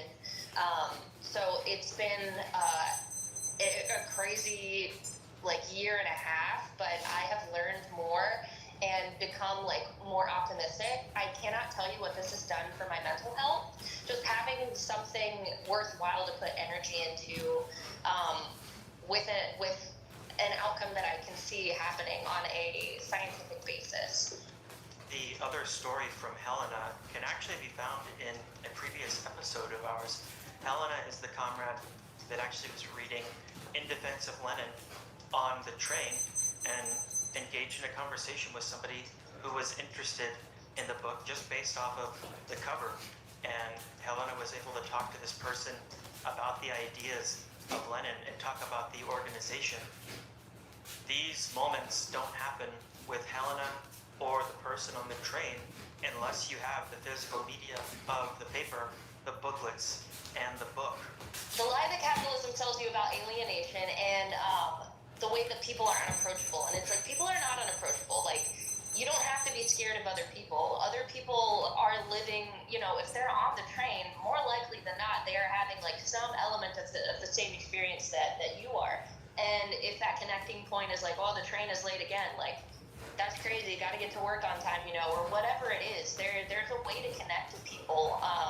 And so, yeah, I think over time I'm becoming more emboldened to be more frontward facing with the communism, shall we say, because everyone has been so supportive. Like, obviously, you might have an interaction with someone who's, the more backwards in their ideology, but I will say, for the most part, the majority of people can be reached, because these issues impact more and more layers of the working class every day. So, yeah, it's been really encouraging to like get these reactions. When I started, I thought that there would be way more negative interactions than positive, but that's been completely the opposite in my experience.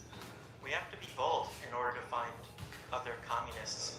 It won't simply come down to wearing the hammer and sickle or talking about communism without saying the word communism.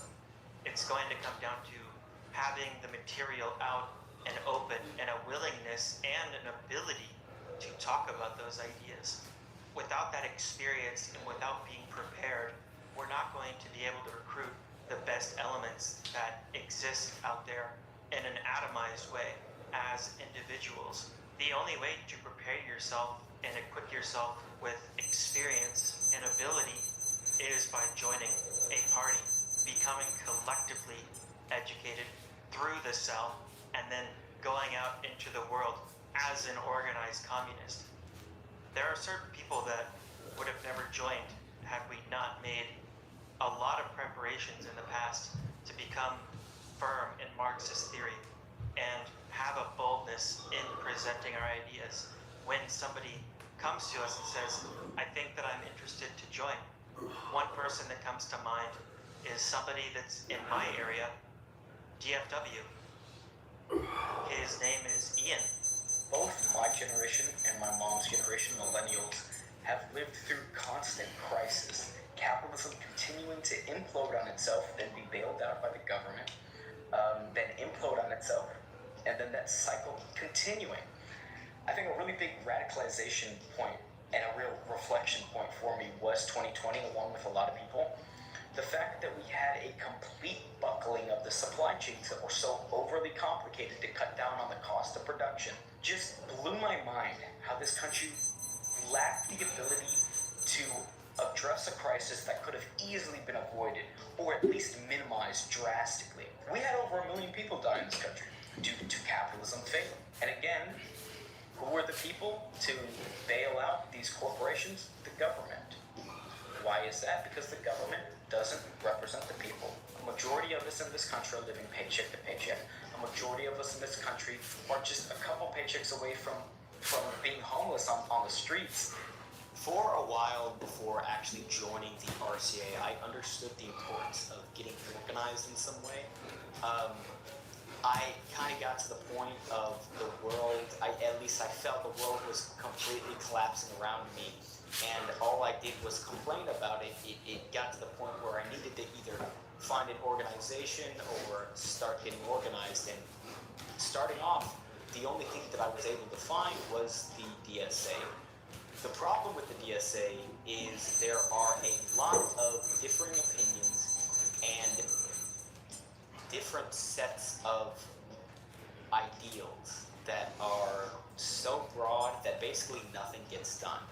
I was in the DSA close to a year, and every time that we would have meetings, it kind of just dissolved into a back and forth with no implementation. And I got sick of the fact that a lot of members, with, again, I don't think any fault of their own, were either supporters of capitalism, actively defending it, claiming that this isn't the fault of capitalism, but a specific version of it. And it got to the point where I felt like I was in the same situation that I was before I started getting organized, and this organization had no basis. It had no way of moving the class movement forward. I ended up becoming a CPUSA member, and kind of the same thing. There wasn't any general organization. They had webinars, which I just kind of found insulting, and I got to the point where I was just sick of organizing. I thought that maybe organization is the problem. Understanding that capitalism is the problem is really only the first step. The other half of that is actually becoming a revolutionary communist. What does that actually entail? What is that demand that you do? And that really starts when you join the organization. Are you joining an organization that automatically puts you into the work as a revolutionary communist? Or are you going to be limited to organizational things that the party is enveloped in, like electoral politics? Or do you leave the members in webinars? Our approach is a lot different. We operate in the real world. That's why we have the Real World newspaper. But many people like Ian are burned out by the way that the left has been for so many years. You can't really even speak of a left existing because it all kind of just exists online or within these circles. What we need to do is create these cells that actually go out and seek roots into the working class. That's what Ian joined whenever he joined our party. He joined, went to a branch meeting, and went directly into working on the picket line, talking to workers, going to protests, intervening, talking about our politics, the need to have a revolutionary solution to Palestine and their liberation. These were the kinds of things that he was automatically put into as soon as he joined, instead of just discussing things or being put on an email list or in a webinar. Ultimately, both these organizations that Ian joined made him feel hopeless whenever he encountered a really distressing situation at work where returns were coming into the store and Ian was basically tasked the sole responsibility for solving that problem because the store was basically losing money. After helping to solve this problem of the returns in the stores, the way that Ian was rewarded was to be blamed by his boss for the whole problem in the first place. He pointed me out directly, lied about me to everybody in the shop, said that that this had come out of his pocket, and verbatim said that this is a problem because he doesn't have money to buy a Mercedes for his wife. This was my radicalization point. This was a Friday, and I remember going home that day, opening my computer, being so frustrated, so mad that not only had this happened, but I felt like nobody was doing anything to solve the crisis of capitalism. And I actually saw the launch of the Revolutionary Communists of America. They had posted a YouTube video on their channel, and I watched it, and this was around maybe like 9, 10 o'clock. And after watching that video, I thought to myself, this is it. I don't know how to explain it, but this is what I am looking for. Yes, at the time I considered myself a socialist, but I had a feeling that this organization, this party, was different, and I was thoroughly correct. I remember that night writing a pretty long paragraph, and then one of our comrades, Patrick, calling me. That conversation was insane. I remember it being, I think, 40 minutes to an hour.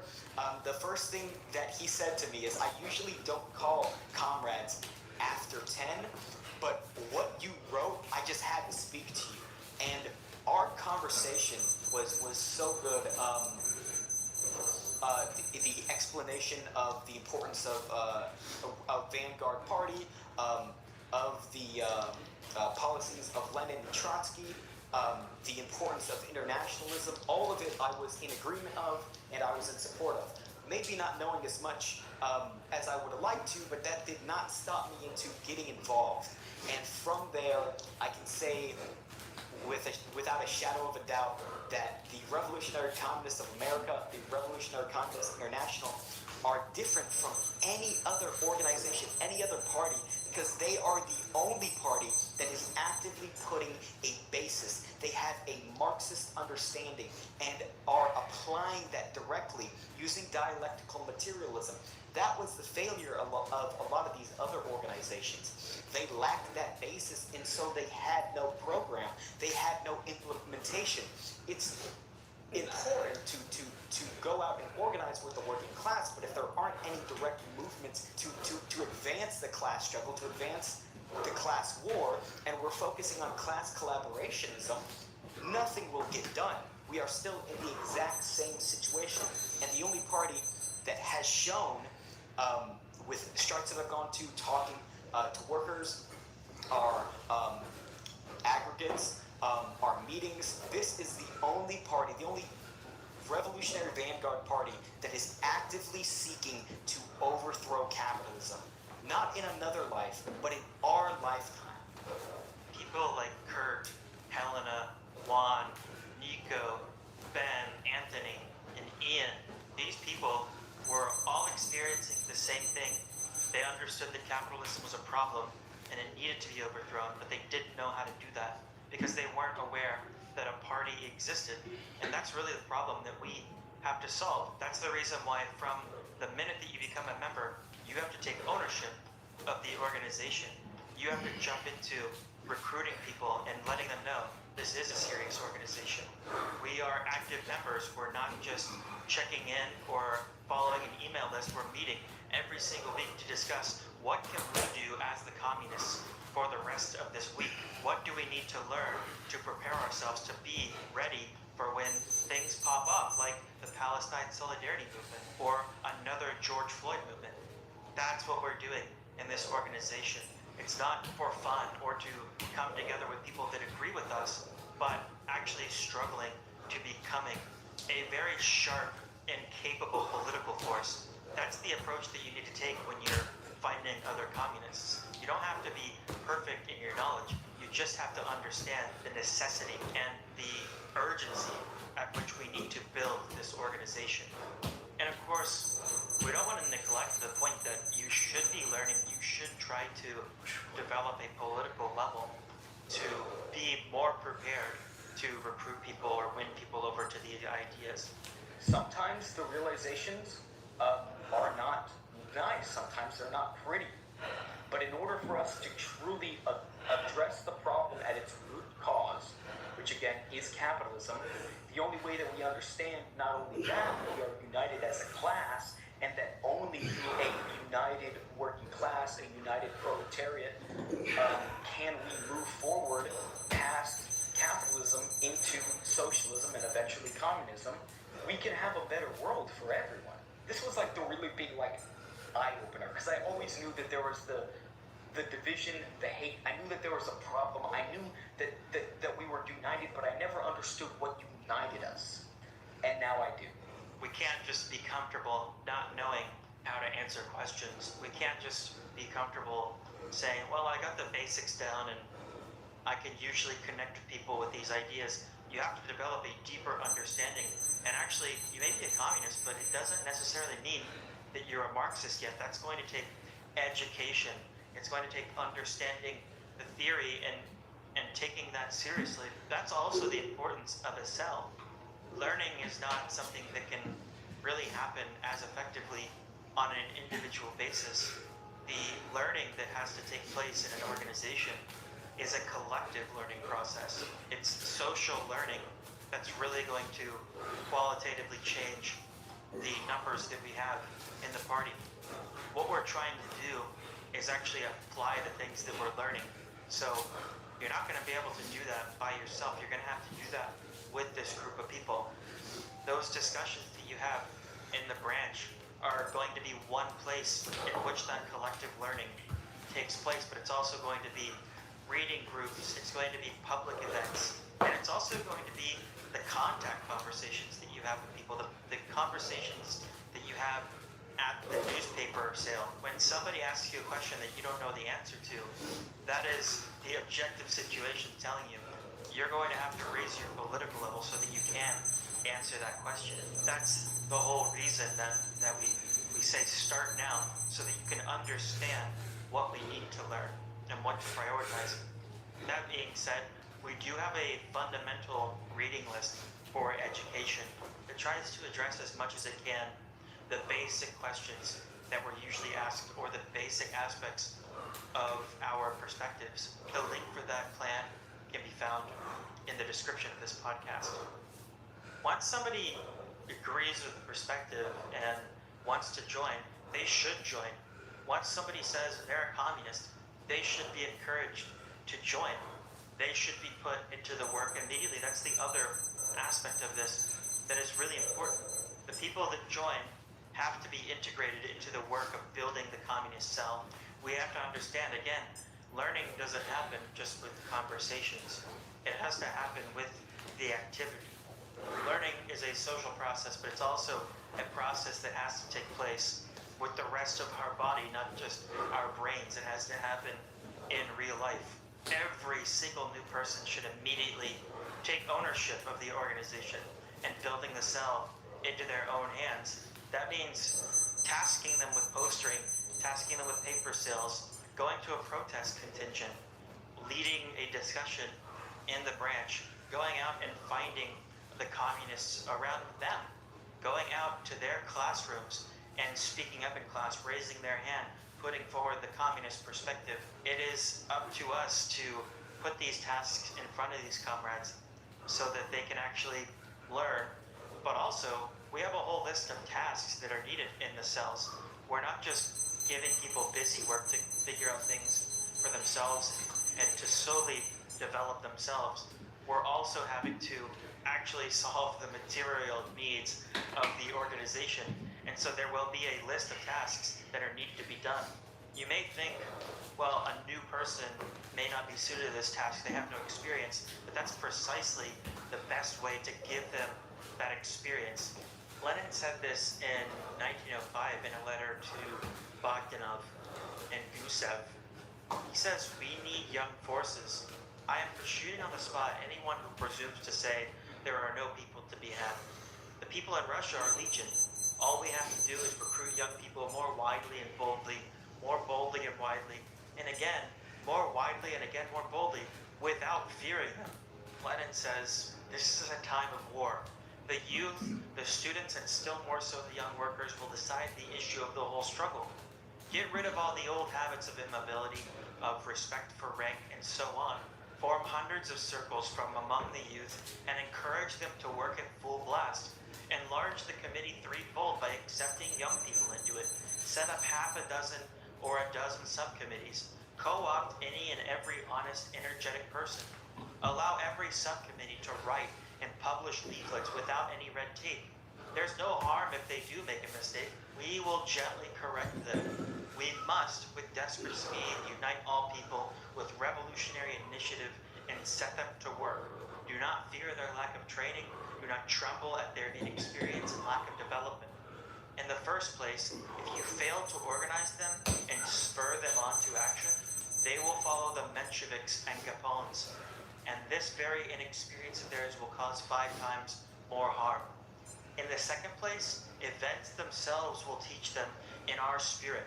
Events are already teaching everyone precisely in our spirit. He goes on to say, only you must be sure to organize hundreds of circles, completely pushing into the background the customary, well-meant, committee hierarchic stupidities.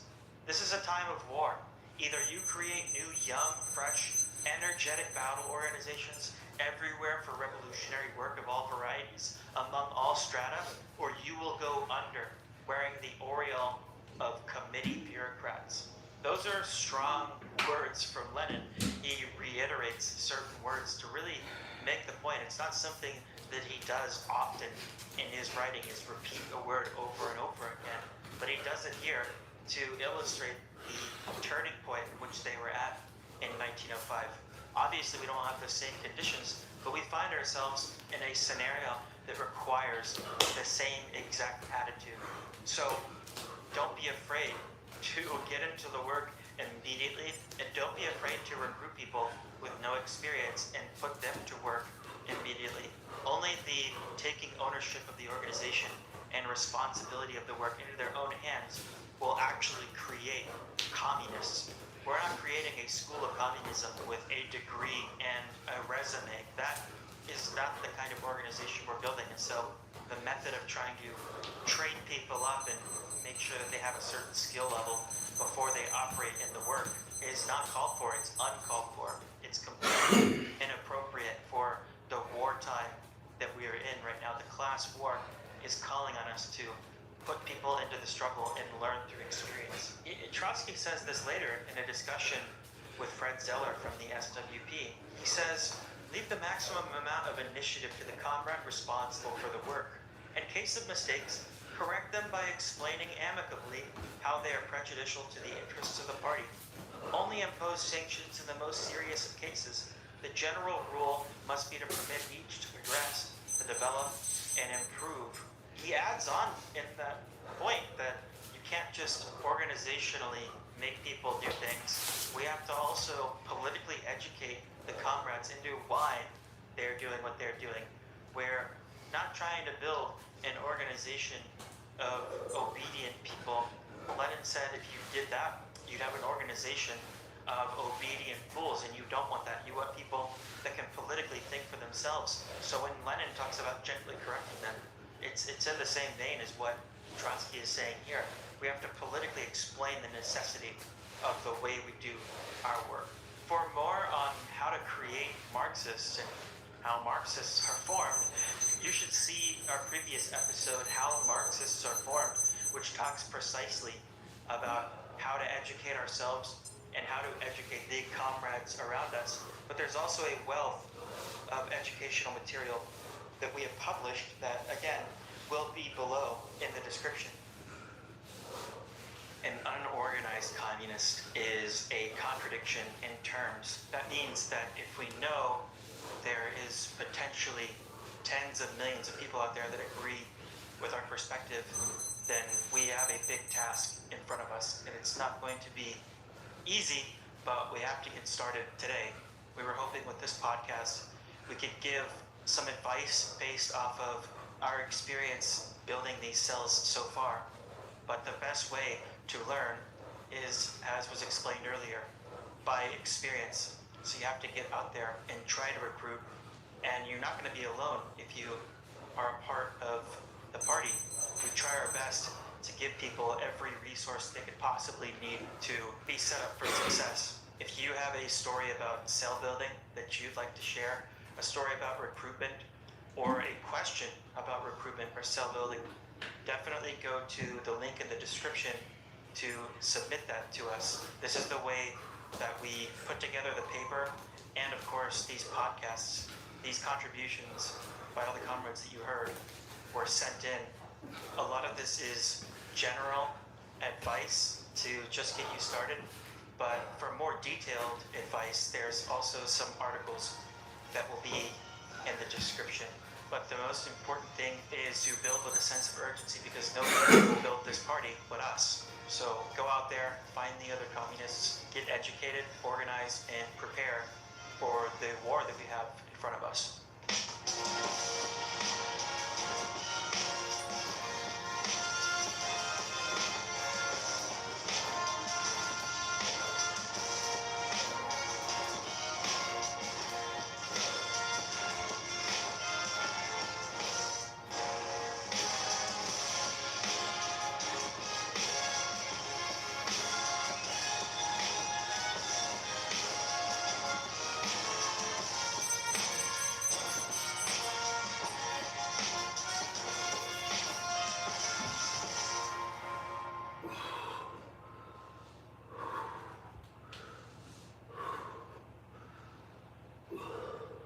We are back from the founding conference of the Revolutionary Communist International. If you look at our podcast feed, you'll see 2 episodes posting this week.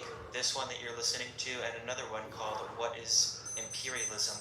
Both of these episodes were recorded at the founding conference by the American delegation comrades Antonio Balmer and John Peterson. We definitely recommend that comrades go to the link below with the playlist that includes all of the sessions from that week, not just from the American comrades, but from the other comrades from a bunch of different sections that did lead-offs at this event. But we edited these episodes. There's usually pauses for translations during these events because it's an international event and not everybody's native language is English. Those pauses have been cut out for this episode. Without further ado, we will go right into Antonio's lead-off on how the Bolshevik Party was built.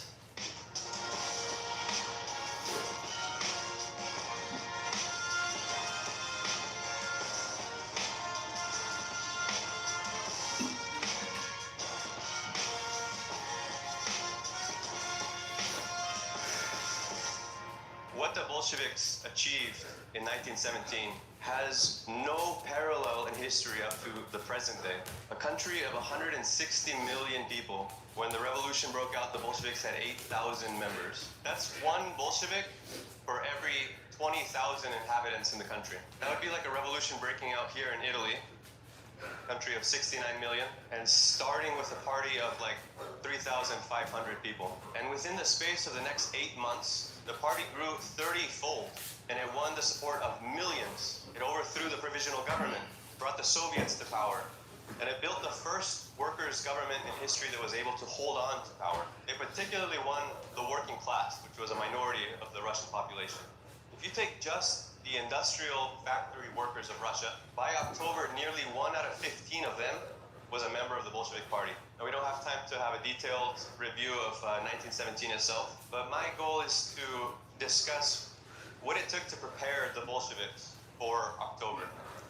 What was it that made those 8,000 Bolsheviks capable of performing what appeared to be a miracle? Because if we ask ourselves, what does it mean to build a Bolshevik party? At what point do we get to look back at our work and say, good work, comrades, we did it. We have a Bolshevik party now. That day will only come when we're prepared to carry out the same achievement that the Bolsheviks did. In the last decade, there was a wave of a different type of socialism that became popular around the world. Talking about the 2010s. In the US, it was the Sanders craze and Corbyn in Britain. And that trend had a mouthpiece. It had a publication that came along with it, Jacobin magazine, and they published an article for the centenary of the October Revolution in 2017. It's called The New Communists. It has some advice for us. It says, stop worrying about the old answers to old questions. Today, the probability of a socialist revolution is infinitesimally small. The world's working class has moved on, and yet the far left today embraces the Soviet obsession like a vampire hunter wields garlic. They say the left is held back by its inability to move on from these dreams of apocalyptic rupture. Well, that's the voice of a petty bourgeois variety of socialism that is currently withering into dust. The young generation has not moved on from dreams of revolution. Instead, they moved on from Jacobin magazine. They moved on from a brand of democratic socialism that would sneer at October. History has moved on from them. Does anyone remember what was happening in the United States 4 years ago this week? I think Donald Trump remembers, because he was hiding in a bunker under the White House, and there were 26 million people in the streets. Trump ordered the U.S. Army to prepare to deploy across U.S. cities within the space of 5 hours. And dozens of generals at the Pentagon were warning him that he risked playing his last card if he did that. And 54% of the population thought it was justified when protesters in Minneapolis burnt down the police precinct. And in a growing number of neighborhoods, regular working class people were taking up arms and setting up patrols to defend their neighborhoods against the police and against right-wing thugs. So it's not such an old question, is it? I'm very interested in how the Bolsheviks pulled off their miracle, because there's nothing more important in my life than participating in the replication of that achievement in the United States in my lifetime, just like thousands of us are trying to achieve around the world. At the Second Congress of the Communist International in 1920, delegates from around the world showed up in Moscow, an international gathering, something like this international gathering. And in their rooms, the delegates found some Congress documents that they had to read to prepare for the proceedings. One of them was a booklet that Lenin had written for the delegates. And it was intended to teach them how the Bolsheviks achieved victory so that they could apply the lessons in their own countries. It's called Left-Wing Communism, an infantile disorder. And I love that the beginning of the book just dives right in, so concise, so clear. He starts an indispensable condition for the success of the Bolsheviks. He said, we could not have retained power for 2.5 months, let alone 2.5 years, without the most rigorous and truly iron discipline in our party. He says, overthrowing the bourgeoisie is impossible without a long, stubborn, desperate life and death struggle. It calls for tenacity, for self-sacrifice, for a single, inflexible will. Lenin explains that as a current of political thought and as a political party, Bolshevism began since in 1903. And he said, only the history of Bolshevism during its entire existence can explain where that discipline came from. He gives a few of the main points to explain where that discipline came from. First, it comes from something inside the proletarian vanguard. There has to be a generation with a sense of self-sacrifice and devotion. That comes from class consciousness, from recognizing your position in society. It also comes from history, from living in a society that makes people say, I want nothing more than to bring this system down. Lenin says, secondly, those people have to be merged with the working class. They have to sink roots. It's like a plant needs to be anchored in the soil. And it's moving. Those roots are collecting nutrients from the soil. And the party is sending ideas into the working class, but it's also receiving insights from the working class. Lenin said the third condition is the party has to have correct ideas. It needs to have the right tactics, the right strategy. It needs to understand where reality is heading. And the working class has to be able to verify through their own experience that the party's position is correct. Lenin explains that Bolshevism arose on the granite foundation of Marxist theory. And really, the party was a vehicle for transmitting those ideas. It was training leaders who could use Marxism to actually think, to apply it to reality. And finally, Lenin points out in this chapter that there was 15 years of really intense experience that the party went through leading up to 1917. It was unequaled anywhere in the world in such a short space of time to go through so many forms of the movement, legal and illegal, peaceful and stormy, underground and open, local circles, mass movements, parliamentary forms, and battles on the barricades. All of that was necessary to train the cadres of Bolshevism. They needed ideological training, they needed a disciplined structure, they needed to have fierce internal debates and be connected to the international debates of the Marxist movement. They had to go through multiple revolutions, multiple wars, multiple periods of reaction. The benefit is that all of that happened in a pretty concise, a pretty short space of time, and it produced these cadres. When we define Bolshevism, we often refer to like psychological traits, like having an iron will, the determination to smash all obstacles. I think these are part of the definition. I think it contains part of the picture, because you can imagine what it would mean if you think to lead a modern day uprising of the working class. You better have something special. You need a strong psychology. You need an ideological backbone. But this is one of the best definitions that I've seen of Bolshevism was published by the Communist International in 1925. Bolshevism is not merely a doctrine, but a system of revolutionary training for the proletarian uprising. And what does the revolutionary training of the cadres consist of? It is giving them such a training and effecting such a selection of the leading staff as would prevent them from drifting when the hour for their October strikes. I think that's an excellent definition of Bolshevism. That was written by the architect of the October insurrection himself, Leon Trotsky. You know, the Bolshevik Party was a party of cadres. It was a cadre organization. When you have a small, well-organized body that has a lot of expertise, and it's capable of expanding rapidly into a massive force and taking in a big influx of new people and transmit organization and expertise to that big expanded body, that's the general function of a cadre organization in the abstract. I have a dictionary definition here of a cadre: a group of trained or otherwise qualified personnel capable of forming, training, or leading an expanded organization. Now think about it in a wartime context. This is used often in a military sense. Militaries will define a cadre as a key group of officers and enlisted personnel necessary to establish and train a new military unit. Think about the process of raising an army for a wartime mobilization. You have a draft, a wartime conscription, and broad layers of the population are being drafted into the army. And new soldiers, they're enlisted, they're put through a rapid basic training. The goal is to make them battle ready in the shortest possible space of time. And then they're given a weapon, they're assigned to a unit, they're given their marching orders on the battlefield. Well, in 1917, those 8,000 Bolsheviks were the general staff of October, and they raised a mass revolutionary party in much the same way. Remember, starting from 8,000, they grew 30-fold. That's 250,000, and that averages out to, if you were to take that increase and average it out over those 8 months, that's 1,000 people joining you every day for 8 months. Instead of arming them with a gun and deploying them on the battlefield, they armed them with a program. And they were assigned to go back to their workplace and explain the program to their coworkers and win them over to it. Of course, the general staff that raises an army has to be very well trained. The bourgeois states have their military academies, and they don't just train their staff to just give commands. They train them in the theory of war. They study history. They study society. They even study psychology. They need to have the ability to think under immense pressure. Well, again, the entire history of the Bolshevik Party created those kinds of people. I want to run through some of this history, beginning with the early beginnings. The forerunners of the Bolshevik, there was a pre-Marxist revolutionary movement called the Narodniks. Their slogan was "Go to the people," and they thought the peasantry was going to be the force to carry out a revolution. And most of these were middle-class students and intellectuals, and they gave up their normal lives and comforts to try and spark a peasant uprising to bring down the Tsar. This started in the 1860s, it kind of reached a high point in the 1870s, it reached a crisis in the 1880s. And the tactics varied, but the movement became a terrorist movement. These were young kids building bombs and trying to assassinate Tsarist officials. And they actually killed one of the Tsars, Alexander II, in 1881. Lenin's own brother was a Narodnik. He was arrested for his attempt to assassinate Alexander III, the Tsar, the next Tsar. He was in prison for several months, and then one day the jailer comes and says, "You have 2 hours left, we're gonna hang you." And his final words were the words of a revolutionary. He said, "I had but one aim, to help the unfortunate Russian people. There is no finer death. Such a death holds no terror for sincere and honest men." Well, that honest man had just turned 21 years old.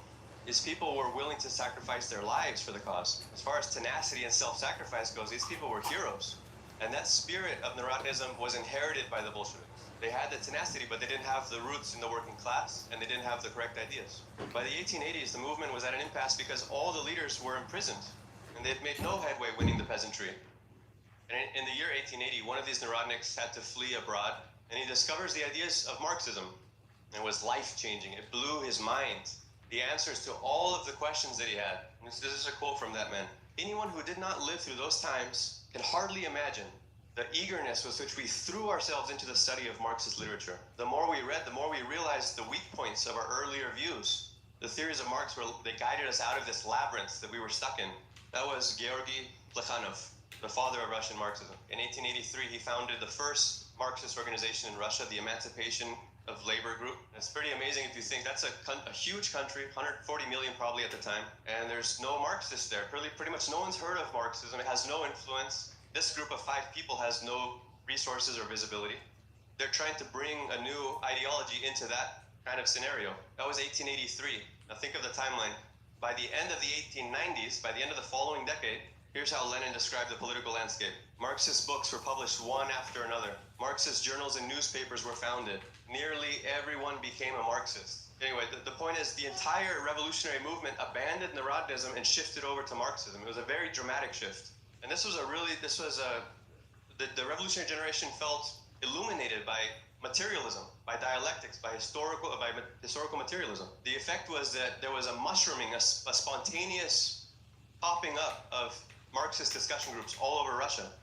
It started with intelligentsia and students, and these were really dense writings. They were studying theory and philosophy. They were studying the roots of Marxism. But in the 1890s, the working class was growing rapidly. There was a rapid industrialization, and suddenly the class struggle became something very concrete. The theory and reality corresponded perfectly. So the movement made efforts to bring these ideas to the working class. They were forming circles of factory workers who were studying Marxist theory. Meanwhile, the entire apparatus of Tsarism that had been hunting the Narodniks for decades is now targeting the Marxists and arresting them and confiscating their literature. This was the state of the movement when Lenin began his political activity.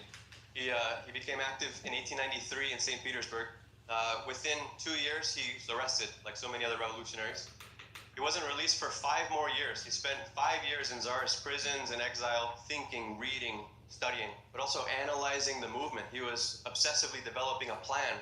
The Russian Social Democratic Labor Party was actually founded while he was in exile.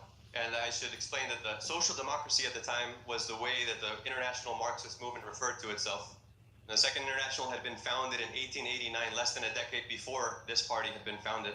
Anyway, Lenin was in Siberia drafting Congress documents that were smuggled to this Congress. There was just 9 delegates. Almost all of them were immediately arrested after the Congress, and that was it. Lenin saw that the party was beginning. It was taking steps forward, but there was so much that still remained to be done. Lenin was released in 1900, and he immediately got to work transforming those scattered, disorganized forces into a professional, effective revolutionary party. He wrote What is to be Done. And this was a really sharp polemic. Just like Plekhanov, Lenin learned, he took a lot from Plekhanov, but he learned this really incredible polemical style. And when you read it, it can sometimes seem like a vicious beatdown. But there wasn't anything mean-spirited about him. He had one concern, clarity. How do you get the cadres to see the mistake, the inconsistency of the opponent? Well, this is what he does in What is to be Done. He's polemicizing against different publications, against a trend called The Economist. That can be summed up by saying, the economic struggle is for the workers, leave the political struggle to the liberals. It had this condescending middle-class view that the workers were incapable of grappling with theory, and really was opening the door to a soft version of Marxism, a reformist version of Marxism. The essence of the argument in What is to be Done is that the movement has been going through phases. Lenin's analyzing the development of the movement. He said, we've made huge strides. We have all of these circles springing up everywhere, but it has serious shortcomings. It's amateurish, it's uncoordinated, it's disorganized, it's chaotic. And the worst part is this is supposed to be a Marxist movement, and its leaders are vacillating on their Marxism. But What is to be Done was like a battle plan for addressing the situation, bringing order and professionalism to the scattered circles, and putting Marxism at the center of it, using the ideas of Marxism to build a disciplined core. Launching the paper Iskra in 1900 was a practical major step in this direction. It wasn't just a paper, it was a network of agents that brought consciousness to all of the circles that they were part of one big phenomenon. The movement started to recognize itself. It started to talk to each other. They were reading each other's reports. And this was, a period of establishing order. You had committees, one committee in every city. Below the committee, you had district committees. Those district committees coordinated factory committees. Factory committees had subcommittees. And there was a whole web of technical committees. This is where the word committee man comes from this period. But you needed a detailed division of labor in order to conduct clandestine work. This was the situation at the time of the Second Congress in 1903. And without getting into details of the debate that took place there, it was a struggle over what kind of party are we going to have? Will it be a professional cadre organization or a broad, loose organization? It seemed to be a clash over organizational questions, but it had a deeper significance. Lenin said later those differences really only came out in 1905. And that year was like a trial by fire for all the parties. Bloody Sunday, January 9th, 140,000 march to petition the Tsar peacefully. Over 4,000 are shot in cold blood by the Tsarist officials. Hundreds of them die. Just like that, the revolution begins. The workers are picking up the bodies and carrying them on carts through the city, marching, saying, "Give us arms." 3 million workers go on a political strike, and then it escalates into an insurrection. In this situation, the party needed a totally different form. That cadre skeleton needed to take in the influx. It needed to do what it's supposed to do and expand. And the party committees resisted. See how that period of discipline, of trying to tighten things up, that created habits that then became an obstacle when the situation changed. Lenin said that every month of 1905 was like a year's worth of education during normal periods. You had the rise of the Soviets out of strike committees. They represented hundreds of thousands of workers across hundreds of factories. They coordinated strikes, but through the strike action, they were actually playing the role of a governing force. They achieved freedom of press. They had a shorter working day. They took over the railways, the telegraphs, the postal service. They set up regular street patrols. They were acting like a government. Well, there was different conceptions of what the Soviets represented. The Mensheviks supported the Soviets and they even helped set them up. But they thought the Soviets should be like a non-political labor Congress. Or they thought it could become like a reformist labor party, like a European workers' party. This was the position of the Mensheviks. And really, the Mensheviks had kind of grown out of economism. They wanted to adapt the workers' movement to the interests of the liberal capitalist class. Because their view of Marxism was a rigid view. They thought that Tsarism represented, because it was a remnant of feudalism, then Tsarism should be overthrown and replaced by capitalism. And therefore the task of the revolutionary movement should be to support the liberals against the Tsar. Okay, the position of Lenin in relation to the tasks of the revolution, he didn't have any illusions in the capitalist class. He thought Tsarism should be replaced by a coalition between the workers and the peasantry. He called it a democratic dictatorship of the peasantry and the proletariat.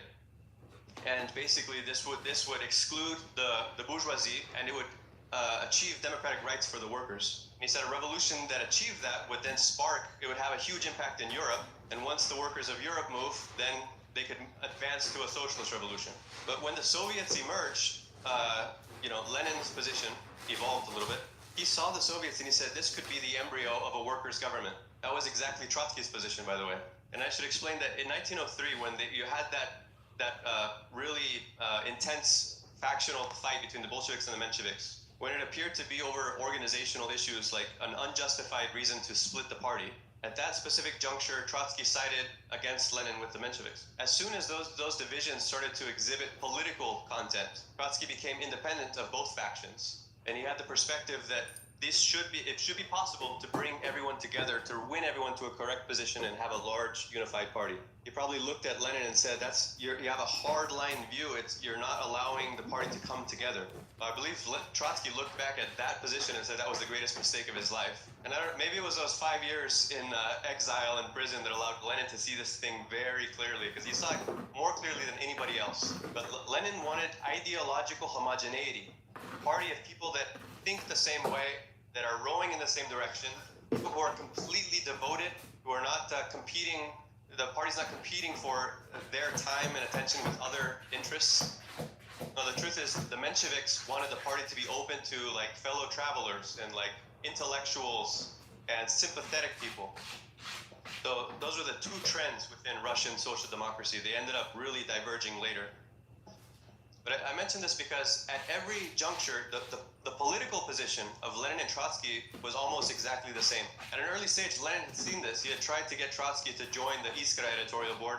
Anyway, once the split happened, Trotsky was not a Bolshevik for many years. Anyway, that's an aside. Going back to 1905, Lenin and Trotsky both see the Soviets as the embryo of a workers' government.